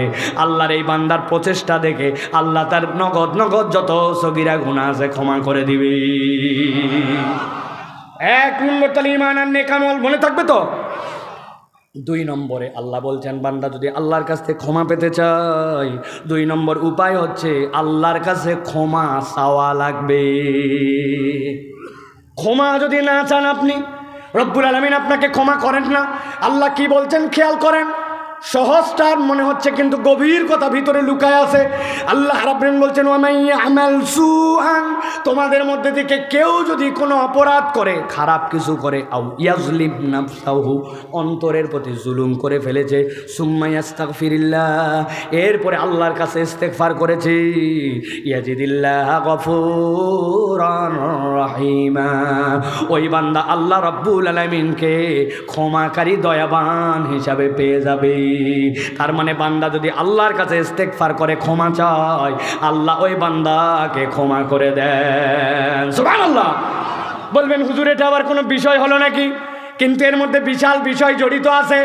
আপনি আমি যদি একটুখানি তাকাই, আপনি আমি আল্লাহর কাছে যেমনে ইস্তেগফার করি, যেমনে ক্ষমা চাই, ওইটা স্বয়ং অনেক সময় একটা বেয়াদবি, গুনাহ হয়। বুঝেন নাই জন্য সবাই চুপ করে গেছে। আসসালামু আলাইকুম ওয়া রাহমাতুল্লাহ, আসসালামু আলাইকুম ওয়া রাহমাতুল্লাহ, আল্লাহুম্মা আমিন। আসেনি ভাই, আর একটু আসতে বলেন, আসেনি ভাই। ইমাম সাহেব কি বলছে এর মধ্যে? রব্বানা যালামনা আনফুসানা ওয়া ইল্লাম তাগফির লানা ওয়া তারহামনা লানাকুনান্না মিনাল খাসিরিন। আল্লাহ তোমার কাছে কেবল দয়া চাই, ভিক্ষা চাই, তুমি যদি আমাকে ক্ষমা না করো, তুমি যদি রহম না করো, আমি নিশ্চয় ধ্বংস হয়ে যাব। কিন্তু বলার স্পিড কত মাইল! মানে ভাব শখ করে মনে হচ্ছে আল্লাহর সাথে একটা হুড়াপাড়া লাগাইছে, বেয়াদবি লাগাইছে। ইমাম সাহেবের কথা বাদ দিলাম, ইমাম সাহেবের আবার কিসের দোষ, কিন্তু ব্যক্তিগত নামাজের অবস্থা তো আরো খারাপ। বাপ রে বাপ, আছে কিনা? কেন এটাকে বেয়াদবি বললাম? আপনি একটু হিসাব করেন, একটু হিসাব করেন। আপনি বৃদ্ধ হয়ে গেছেন, আপনার একটা এখন বয়স্ক ভাতার জন্য সার্টিফিকেট লাগবে। বয়স্ক ভাতার সার্টিফিকেট কে দেয় ভাই? চেয়ারম্যান। বলেন না, চেয়ারম্যানের কাছে গেছেন, চেয়ারম্যান সাহেব আমার একটা সার্টিফিকেট লাগবে। চেয়ারম্যানের যেই পিয়ন বলছে দাঁড়ান, ভিতরে লোক আছে, বাইরে হোক, তারপরে যায়েন। হ্যাঁ আব্দুল গফফর চাচা যান, আপনার এখন চেয়ারম্যান ডাকছে। আপনি চেয়ারম্যানের ভিতরে গেছেন, আপনার কি লাগবে? বয়স্ক সার্টিফিকেট। আপনি যাই চেয়ারম্যানকে আসসালামু আলাইকুম চেয়ারম্যান সাহেব, আমার একটা বয়স্ক সার্টিফিকেট দরকার, আমার কিন্তু আর কাজ করতে হবে না, আগের মতো মেহরবানি করে দ্রুত আমার জন্য সার্টিফিকেট ব্যবস্থা করতেন। গেলাম, আসসালামু আলাইকুম। চেয়ারম্যান বলছে ধর তো, ধর তো, কে রে? ধর ধর, কথা বলেন। আপনার ছেলে একটা চাকরি দরকার, অনার্স পাস করছে, ভালো রেজাল্ট করছে, এমপি সাহেব চাকরি দিবে। আপনি এমপি সাহেবের কাছে গেছেন, যাওয়ার পরে এমপিকে প্রথমে আসসালামু আলাইকুম, আমার ছেলে কিন্তু অনার্স ভালো হয়েছে, মাস্টার্স ভালো, আপনাকে কিন্তু আমি ভোট দিয়েছিলাম, আপনার ছেলের জন্য চাকরি দরকার, আগামী বুধবারের মধ্যে চাকরি ব্যবস্থা। গেলাম, আসসালামু আলাইকুম। বলে ধর এবার, ধর। ভালো করে বোঝেন, ভালো করে বোঝেন। অতদূর পর্যন্ত বাদ দিলাম।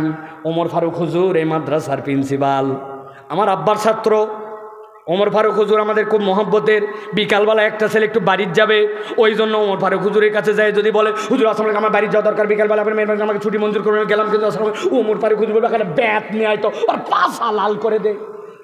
কথা বললেন না যে? ছোট্ট এক হুজুর, তার ছাত্র এরকম বেয়াদবি করলে সহ্য করতে পারে না, পাছা লাল করে দিতে চায়। চেয়ারম্যান খেপে যায়, এমপি খেপে যায়। কিন্তু আপনি আল্লাহর কাছে কি বললেন একবার আপনি ভেবে দেখলেন না? রব্বানা আতিনা ফিদ দুনিয়া হাসানা ওয়া ফিল আখিরাতি হাসানা ওয়া কিনা আযাবান নার। আল্লাহুম্মা ইন্নাকা আফুউন কারীম তুহিব্বুল আফওয়া ফাআফু আন্না ইয়া যাল জালালি ওয়াল ইকরাম। এই রব, তুমি ক্ষমা না করলে আমার কোনো নিস্তার নাই, দুনিয়া আখিরাতে কল্যাণ দাও। এই কথাটা আপনি যার কাছে বলতেছেন, তিনি ছাড়া কেউ আর ক্ষমা করতে পারে না। চাকরি আরেকজন দিতে পারে, সার্টিফিকেট আরেকজন দিতে পারে, হুজুর রাগ করলে মাদ্রাসা পরিবর্তন করে অন্য মাদ্রাসায় যাওয়া যেতে পারে, কিন্তু যার কাছে ক্ষমা চাওয়া লাগবে, আমি তার কাছে এমন বেয়াদবের মতো ক্ষমা চাই, আল্লাহ রব্বুল আমিন রহমান রহিম রব বলে কিচ্ছু বলে না, নচেত আপনাকে আমাকে ধ্বংস করে দিত। ঠিক না? হুজুরের সাথে দেখা হয়েছে, হুজুর আমার ছেলের জন্য দোয়া করবেন, আমার মেয়ের জন্য দোয়া করবেন, আমার ব্যবসা যেন ভালো হয় দোয়া করবেন। হুজুর মনে হচ্ছে কন্ট্রাক্টর, অথচ আপনি জীবনে আপনার ছেলের জন্য আধা ঘন্টা হাত তুলে দোয়া করছেন, সিজদায় গেছেন, যাওয়ার পরে কাঁদতে কাঁদতে আপনার চোখগুলা দিয়ে মনে হচ্ছে রক্ত বেরিয়ে যাবে। আল্লাহ, আমার সন্তানটাকে তুমি মানুষের মতো মানুষ বানাও। আয় রব্বুল আলামিন, তুমি ইমাম নববী বানাও। আল্লাহ, তুমি তাকে ইমাম বুখারী বানাও। আল্লাহ, তুমি তাকে ইমাম ইবনে তাইমিয়া বানাও। আল্লাহ, তুমি তো মানুষকেই বানাইছো, আমার সন্তানকে দিবে না কেন? কানতে কানতে কানতে কানতে চোখগুলা তার রক্ত বের হওয়ার জোগাড়, হাত তুলতে তুলতে আর হাত রাখতে পারে না, হাত কাঁপতে শুরু করছে। আল্লাহর কাছে গুনায় ভরা জীবন, ম্যাসমার হয়ে গেছে গুনায়। চোখ বন্ধ করলে মনে হয় সকাল থেকে এখন পর্যন্ত আমার যত গুনাহ, ও মুরব্বীকে দেখলে দাড়িওয়ালা মানুষ মনে করে গুনাহ করে না, উনার সামনে দিয়ে যদি একজন মহিলা যায়, মুরব্বীর মনের মধ্যে এমন চিন্তা উঠেছে, ওইটা যদি কপলে লেখা হয়ে যেত, মুরব্বীকে থাপড়ায় মানুষ এলাকার থেকে বাইর করে দিত। আমার মোবাইলের গুনাহ, আমার ঘরের ভিতরের গুনাহ, আমার বাথরুমের গুনাহ, ওইটা যদি দুনিয়ার মানুষ জেনে ফেলতো, এত গুনার বোঝা নিয়ে আল্লাহর কাছে হাত তুলে না, চাওয়ার মতো চায় না, বেয়াদবের মতো চায়। আল্লাহ বলতেছেন এই জন্য বান্দা চাওয়ার মতো চা, সুম্মা ইস্তাগফিরিল্লাহ ইয়াজিদিল্লাহ গফুরুর রহিমা। বান্দা যদি আল্লাহর কাছে ইস্তেগফারের মতো ইস্তেগফার করে, আল্লাহ গ্যারান্টার হয়েছেন ওই বান্দাকে আল্লাহ মাফ করবেনই করবেন। কিন্তু এখানে হাত তোলেন আমি সহ, যে জীবনে একটা সিজদা আছে, আধা ঘন্টা সিজদায় পড়েছিলাম, সন্তানের জন্য, পরিবারের জন্য, বরকতের জন্য, নিজের গুনামাপের জন্য আধা ঘন্টায় এক সিজদা, একবার হাত তুলেছি আর নামি না আল্লাহর কাছে, কাঁদতে কাঁদতে আমার অবস্থা খারাপ, সময় নাই। এই জন্য আমি আপনার কাছে বলেছি, চাওয়া মানে চাওয়া, ইস্তেগফার এত সস্তা কথা নয়, ওইটা চাওয়ার মতো আল্লাহর কাছে চাওয়া লাগবে। ঠিক না? পারবেন তো? পারবেন তো? ভালো করে খেয়াল করেন। 3 নম্বরে আল্লাহ বলছেন, বান্দা যদি আল্লাহর কাছে ক্ষমা পেতে চায়, 3 নম্বরে ওই বান্দাকে আল্লাহর কাছে তওবা করা লাগবে। অনেকে বলবেন হুজুর একটু আগে ইস্তেগফার বললেন, আবার তওবা। ভালো করে জেনে রাখেন, তওবার ইস্তেগফারের মধ্যে একটা বড় ব্যবধান আছে। তওবার ভেতরে ইস্তেগফার আছে, কিন্তু ইস্তেগফারের ভিতরে তওবা নাই। কেমন তওবা করতে হবে আল্লাহ সেটা বলে দিয়েছেন, তুবু ইলাল্লাহি তাওবাতান নাসুহা। নাসুহার মতো তওবা করবেন। নাসুহা তওবা মানে কি? মুফাসসিররা ব্যাখ্যা করছেন, আরবি এরাবুল কোরআন, যারা কোরআনের এরাব বর্ণনা করেছেন তারা বলতেছেন এই নাসুহা শব্দটা দুইটা মূল ধাতু থেকে এসেছে, হয়তোবা নাসাহাতুন অথবা নাসহাতুন। যদি নাসাহাতুন থেকে আসে তার মানে হচ্ছে ফেরত আসা। এই যে আমার মোবাইলটা আমি এখানে রাখছিলাম, রাখার পরে এই জায়গায় অনেকক্ষণ ছিল, এরপরে এখানে নিছি, এখন মোবাইলটা জায়গায় নাই, এখানে আসছি, আবার যখন এখানে আপনি রেখে দিলেন তার মানে জায়গা মতো ফেরত আসলো। আল্লাহ বলছেন আমার বান্দা তোকে না আমি আমার আব্দের স্বীকারোক্তি দিয়ে, রবের স্বীকারোক্তি দিয়ে দুনিয়ায় পাঠাইছিলাম, আলাস্তু বিরব্বিকুম। দুনিয়ায় যাওয়ার পর এলোমেলো হয়ে গেছিস, এখন তুবু ইলাল্লাহি তাওবাতান নাসুহা, আল্লাহর কাছে আবার ফেরত আয়। একবার যদি আল্লাহর কাছে ফেরত আসার মতো আসে, ভবিষ্যতে আর করব না, অতীতে যা করেছি তার জন্য ক্ষমা চাইলাম, এখন তোমার কাছে তওবা। আল্লাহ বলছেন রব্বুল আলামিন কবুল করে নেবেন। আর যদি এইটার মানে হয় নাসহাতুন মানে হচ্ছে ভাঙা সম্পর্ক জোড়া লাগানো। নওগাঁ অঞ্চলে কোনো মার যদি প্রসূতি মা হয়, তার নানিরা দেখবেন অথবা তার শাশুড়িরা ওই বৌমায়ের জন্য, বাচ্চার জন্য কাঁথা সেলাই করে কি দিয়া? আপনার পুরাতন লুঙ্গি, স্ত্রীর পুরাতন শাড়ি, বাড়ির পুরাতন চাদর, তিনটাই যদি টান দেন কোনো টেম্পার নাই, ছিঁড়ে যাবে পরপর করে। কিন্তু তিনটা কাপড়ই ছিঁড়ে একটার উপরে একটা দিয়া বড় বড় টোপ দিয়ে প্রথমে সেলাই করে, এরপরে ছোট ছোট ফোঁড় দিয়ে জোড়া লাগায়। শাড়ি, লুঙ্গি, কাঁথা যেইগুলা টান দিলে ছিঁড়তো, এখন তিনটা জোড়া হওয়ার পরে 6 মাস বাচ্চা প্রস্রাব পায়খানা করে, ওই কাঁথা আর ছেড়ে না। আল্লাহ বলছেন ও আমার আদরের বান্দা, তুবু ইলাল্লাহি তাওবাতান নাসুহা, আমি চাই বান্দা রবের সাথে তোর ভাঙ্গা সম্পর্ক হয়ে গেছে। আল্লাহ বলছে নামাজ পড়, তুই পড়িস নাই, মিথ্যা বাদ দে, মিথ্যা করে বলেছিস, গীবত ত্যাগ কর, কিন্তু গীবত হয়ে গেছে, ঘাবড়াস না। ভাঙা সম্পর্কটা আল্লাহর সাথে একবার জোড়া দে। আল্লাহ বলছেন কেউ যদি ভাঙা সম্পর্ক জোড়া দেয়, আমি আল্লাহ রাব্বুল আলামিন কি করি তার জন্য? ওয়া হুয়াল্লাযী ইয়াকবালুত তাওবাতা আন ইবাদিহি ওয়া ইয়াফু আনিস সাইয়্যাত ওয়া ইয়ালামু মা তাফআলুন।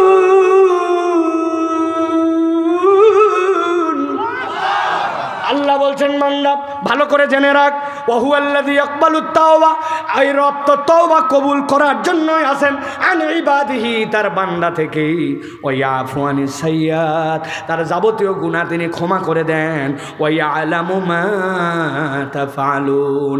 ভাব নিয়ে কোনো লাভ নাই, আমার সব গুনাহ খাতার কথা আল্লাহর জানা আছে, ঠিক না? ঠিক হয়ে গেছে এখন। কিন্তু ছোটবেলায় 5 বন্ধু মিলে স্কুলে সাইকেল রাখছিলাম পাশাপাশি, এক বন্ধুকে কষ্ট দেওয়ার জন্য বল টিউব টাইনে বাইর করে হাওয়া বাইর করে দিয়েছিলাম, পরে স্বীকার করি নাই আমি হাওয়া বাইর করছি। কারা কারা করছেন হাত তোলেন। ওই যে দেখেন সহজ স্বীকারোক্তি দিচ্ছে, আল্লাহর বান্দাকে আল্লাহ মাফ করে দে, আমি ভুলে গেছি, কিন্তু আমার আমল নামার মধ্যে গুনাহ আছে। এক বাড়ির বাহির থেকে বড়ইয়ের গাছ বেরিয়েছিল, ঢেল একটা মারছি ডানে বামে তাকায়া, টপ টপ করে 5-7টা চুনিমুনি বড়ই পকেটের মধ্যে গুজাইনে চলে গেছিলাম। কবেকার ঘটনা, এখন দাড়ি টাড়ি রেখে হাজি সাহেব, কিন্তু আমল নামার মধ্যে ওই বড়ই চুরির ঘটনাটা লেখা আছে কিনা? আমার আল্লাহ রাব্বুল আলামিন বলছেন ওয়া ইয়ালামু মা তাফআলুন, ও আমার আদরের বান্দা তুই যা করছিস সব আল্লাহর কাছে আছে, সব আল্লাহ ক্ষমা করবে, সুবহানাল্লাহ। শুধু আল্লাহর কাছে একবার ফেরত আয়, একবার কাছে একবার আল্লাহর কাছে তওবা করে দে। 4 নম্বরে আল্লাহ বলছেন ওই বান্দাদেরকে আমি ক্ষমা করব। সংক্ষেপে বলে দেই 2টা। 4 নম্বরে হচ্ছে তাকওয়া অর্জন। যেই বান্দারা একবার তাকওয়ার পথে যাবে রব্বুল আমিন তাদেরকে ক্ষমা করে দিবেন। আল্লাহ বলছেন ইন্নাল্লাযীনা ইয়াখশাউনা রাব্বাহুম বিল গায়ব লাহুম মাগফিরাতুন ওয়া আজরুন কাবীর। আল্লাহ বলছেন আল্লাহকে ভয় কর, আল্লাহকে ভয় কর। আর আল্লাহকে ভয় করার ব্যাপারে আল্লাহ আবার সতর্ক করতেছেন, ওয়াসিররু কাওলাকুম আও ইজহারু বিহি ইন্নাহু আলিমুম বিযাতিস সুদূর। তোমার অন্তরের খবরও আল্লাহ জানে। মুখ দিয়ে বলো নাই, কিন্তু অন্তরে কি ভেবেছো। আবার মুখ দিয়ে বলে ফেলছো, কেউ শুনে নাই, কিন্তু আল্লাহ শুনে রেখে দিয়েছেন। মা ইয়ালফিযু মিন কাওলিন ইল্লা লাদাইহি রাকীবুন আতীদ। আল্লাহ বলছেন এই জন্য বান্দার বাঁচার সবচেয়ে বড় উপায় আল্লাহকে ভয় করা। বান্দা যখন আল্লাহকে হিসাব করে চলে, তখন দুনিয়ায় সে পাপ করার সময় চিন্তা করে, ঠিক কি না? আমি ঘরের মধ্যে একাই পাপ করি, আর আমার আল্লাহ ওই ঘরের নিচ দিয়ে চিকন ফুটা দিয়ে অক্সিজেন ঢুকায়া আমারে বাঁচায় রাখে। ঘরে গুনাহ করতেছে আমি, আর আল্লাহ অক্সিজেন দিয়ে বান্দারে বাঁচায় রাখছে। বন্ধু বলে আহা, আমার যা ইচ্ছা আমি তাই করবো। আরে মানুষ দুইভাবে খায়, একটা মুখ দিয়ে খায় আর একটা নাক দিয়ে খায়। মুখের বাজার আপনি করেন, নাকেরটা কবে করছেন বাজার? আমার আব্বা মাওলানা আকরাম হোসাইন চেনেন না? নামাজগড় আলিয়া মাদ্রাসার মুহাদ্দিস, কাচারি মসজিদের ইমাম। আব্বা করোনায় আক্রান্ত হলো, ঢাকা আসগর আলী মেডিকেল হাসপাতালে ভর্তি করলাম। 7 দিন ছিলেন আইসিইউতে। আইসিইউ থেকে বের করার পরে বিরাট একটা বিল আসলো, বলতে চাই না, কিন্তু ওই বিলের সাথে যখন ডিটেলস দিছে, ডিটেলসের মধ্যে আসে 7 দিনে অক্সিজেন বাবদ 29,000 টাকা। 7 দিন পুরাটাও দেওয়া লাগে না, ওই অক্সিজেন 29,000। আপনি গরম মারেন যুবক, আমার যা ইচ্ছা আমি তাই করব, আমার যৌবন আমি ব্যবহার করব, আমার নামাজ আমি পড়ব, আমার হেডাম। কত বড় হেডামওয়ালা! আপনি আল্লাহর অক্সিজেন না খায় থাকেন, আপনার নামাজ পড়তে না চললে পেছন থেকে এক বন্ধুকে ডাক দিয়ে বলবেন, তুই আমার নাক মুখ ঠাইসে ধর। পেছন থেকে ঠাইসে ধরবে। 30 সেকেন্ড পরে আপনি জেতা পানির উপরতে মাছ উঠলে যেরকম লাফায়, কিলাইয়া ঘুষায় ওরে শেষ করে দিবেন। কি যখন মন উল্টাপাল্টা করবে তখন বলবেন ধর, পেছন থেকে ধর। এদিকে আসতো বাবা, এদিকে আসো, শোনো এদিকে আসো, শিখাই দেই, তাছাড়া তো পরে বুঝবেন না। বলবেন নামাজ পড়তে চল, পড়তে মন চাচ্ছে না, রোজা করতে মন চাচ্ছে না, হারাম কথা কেন বলিস, গালি কেন দেস? আচ্ছা আল্লাহ দেওয়া অক্সিজেন তুই নিতে পারবি না। এরকম করে ধরবেন, পেছন থেকে ধরে বসো, এরকম করে মুখটা ধরবেন আস্তে। কতক্ষণ দেখি লাফালাফি উঠে যাবে, পারবেন না। এটা বুঝানোর জন্য বললাম, বসো বাবা, এটা বুঝানোর জন্য বললাম। আল্লাহ বলতেছেন ইন্নাল্লাযীনা ইয়াখশাউনা রাব্বাহুম, দিল থেকে আল্লাহকে ভয় করো, তোমার আর কিচ্ছু লাগবে না। আল্লাহকে ভয় নাই। সকালবেলা মুরব্বী মাঠে যায়, লোকজন বলছে চাচা এত সকালে, বলছে আগের মতো রোদেটার কাজ করা পারি না। বা আসল উদ্দেশ্য ভিন্ন। উনার সাথে যার জমি, ওই পারের জমিওয়ালা এখন আল কাটে পারে নাই। মুরব্বী আগে ভাগে যায়, আল কাটার নামে 4 আঙ্গুল জমি ঠেলতে চায়, নওগাত নাই। আহা, কেউ দেখে না। ইয়াখশাউনা রাব্বাহুম, আপনি আপনার রবকে এখনো ভয় করতে শিখেন নাই, ঠিক কিনা? কবে মরে গেছে বাপ, বলে গেছে বোনের সম্পত্তিটা দিয়ে দেশ, উনি ফতুয়া দিছে, ভিটা ভাগ নিলে সংসারে সুখ হয় না বু। বদমাইশ, নিজে ভিটার মধ্যে বসে থাকে, বাপের থাকে, আর ফতুয়া দেয় বোনে যে ভিটার সম্পত্তি নিলে বলে সুখ হয় না। বদমাইশ, তুই আগে ভিটার থেকে সব। চিন্তা করতেছে আল্লাহর কাছে তওবা করে আমি সুফি সাহেব হয়ে গেছি। জনগণের টাকা খাইয়ে ফেলছেন, রাস্তা খাইয়ে ফেলছেন, এক ব্রিজ বানাতে 30 ব্রিজের টাকা ব্যবহার করেছেন, দেশের টাকা বিদেশে পাচার করছেন, আর টপ করে দেশের থেকে বাইর হয়ে যায় বড় বড় লেকচার দিয়ে মনে করছেন মাফ হয়ে গেছে। এত সোজা না, বাঁশ দিয়ে আল্লাহ ঠিক করে দিবে, ঠিক কিনা? এত সোজা না। আমেরিকা আল্লাহর দুনিয়ার বাহিরে না, কানাডা আল্লাহর দুনিয়ার বাহিরে না, ইন্ডিয়া আল্লাহর দুনিয়ার বাহিরে না। আল্লাহর কাছে হিসাব বরাবর করা লাগবে, ফুটানি মারেন না, ঠিক না? যতগুলা মানুষকে বিনা হিসাবে জেল জুলুম দিছেন, এইটার হিসাব করতে আপনার জিন্দেগি পেনা পেনা হয়ে যাবে। কথা বলেন, ভয় পান নাকি আপনারা? 12 বছর এরকম করে কথা বলছি, এটা নতুন করে 5 আগস্টের পরে না, এটা আগের সাইফুল্লাহ। অতএব প্রিয় ভাইয়েরা, তাকওয়া অর্জন করতে হবে। কি? আল্লাহ ভয়, কেউ না দেখুক, আমার আল্লাহর কাছে আমার হিসাব আছে, এই অর্জন করতে হবে। এটা যদি করে, আল্লাহ বলছেন অটোমেটিক ডিলিটের মতো আল্লাহ তার গুনাহ মাফ করে দিবেন। সর্বশেষ আল্লাহ বলছেন কেউ যদি ক্ষমা পেতে চায়, তাহলে ওই বান্দাকে দান খয়রাত করতে হবে। ওমিম্মা রাযাকনাহুম ইউনফিকুন, আপনি যদি দান করার অভ্যাস না করেন আল্লাহ আপনাকে ক্ষমা করবেন না। বান্দা বড় চালাক, বান্দা মনে করে আমার উপার্জন আমার কামাই। আল্লাহ বলছেন তোর কামাই নয়, ওমিম্মা রাযাকনাহুম, আমি আল্লাহ যে রিজিক তাদেরকে দিয়েছি ইউনফিকুন, সেখান থেকে তারা যেন ব্যয় করে। মুসলমান এখন এমন কৃপণের কৃপণ, আমি যদি উদাহরণ দেই আপনি তাহলে বুঝতে পারবেন আমাদের মধ্যেও কৃপণ আছে কি নাই। এই যে মসজিদ, আমাদের বাজার মসজিদ, এই মসজিদে কমসে কম জুম্মার দিনে 800 মুসল্লি হয়, 700 হয়, ঠিক কিনা?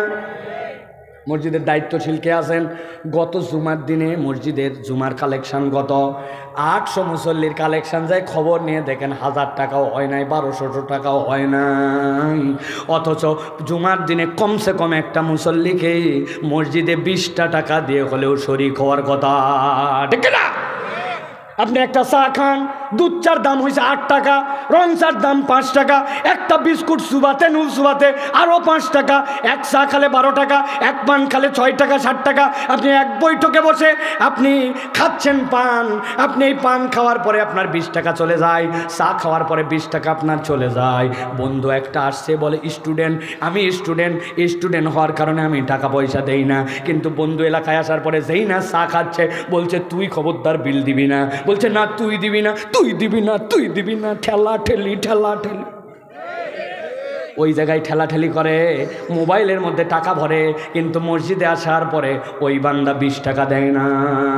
আপনি যদি আল্লাহর জন্য দান না করেন আপনি ক্ষমাশীল বান্দাদের অন্তর্ভুক্ত হতে পারবেন না। অতএব আমি বলবো রমজান আসতেছে, শাহরুল মুআসার, আল্লাহ বলছেন এটা সহমর্মিতার মাস।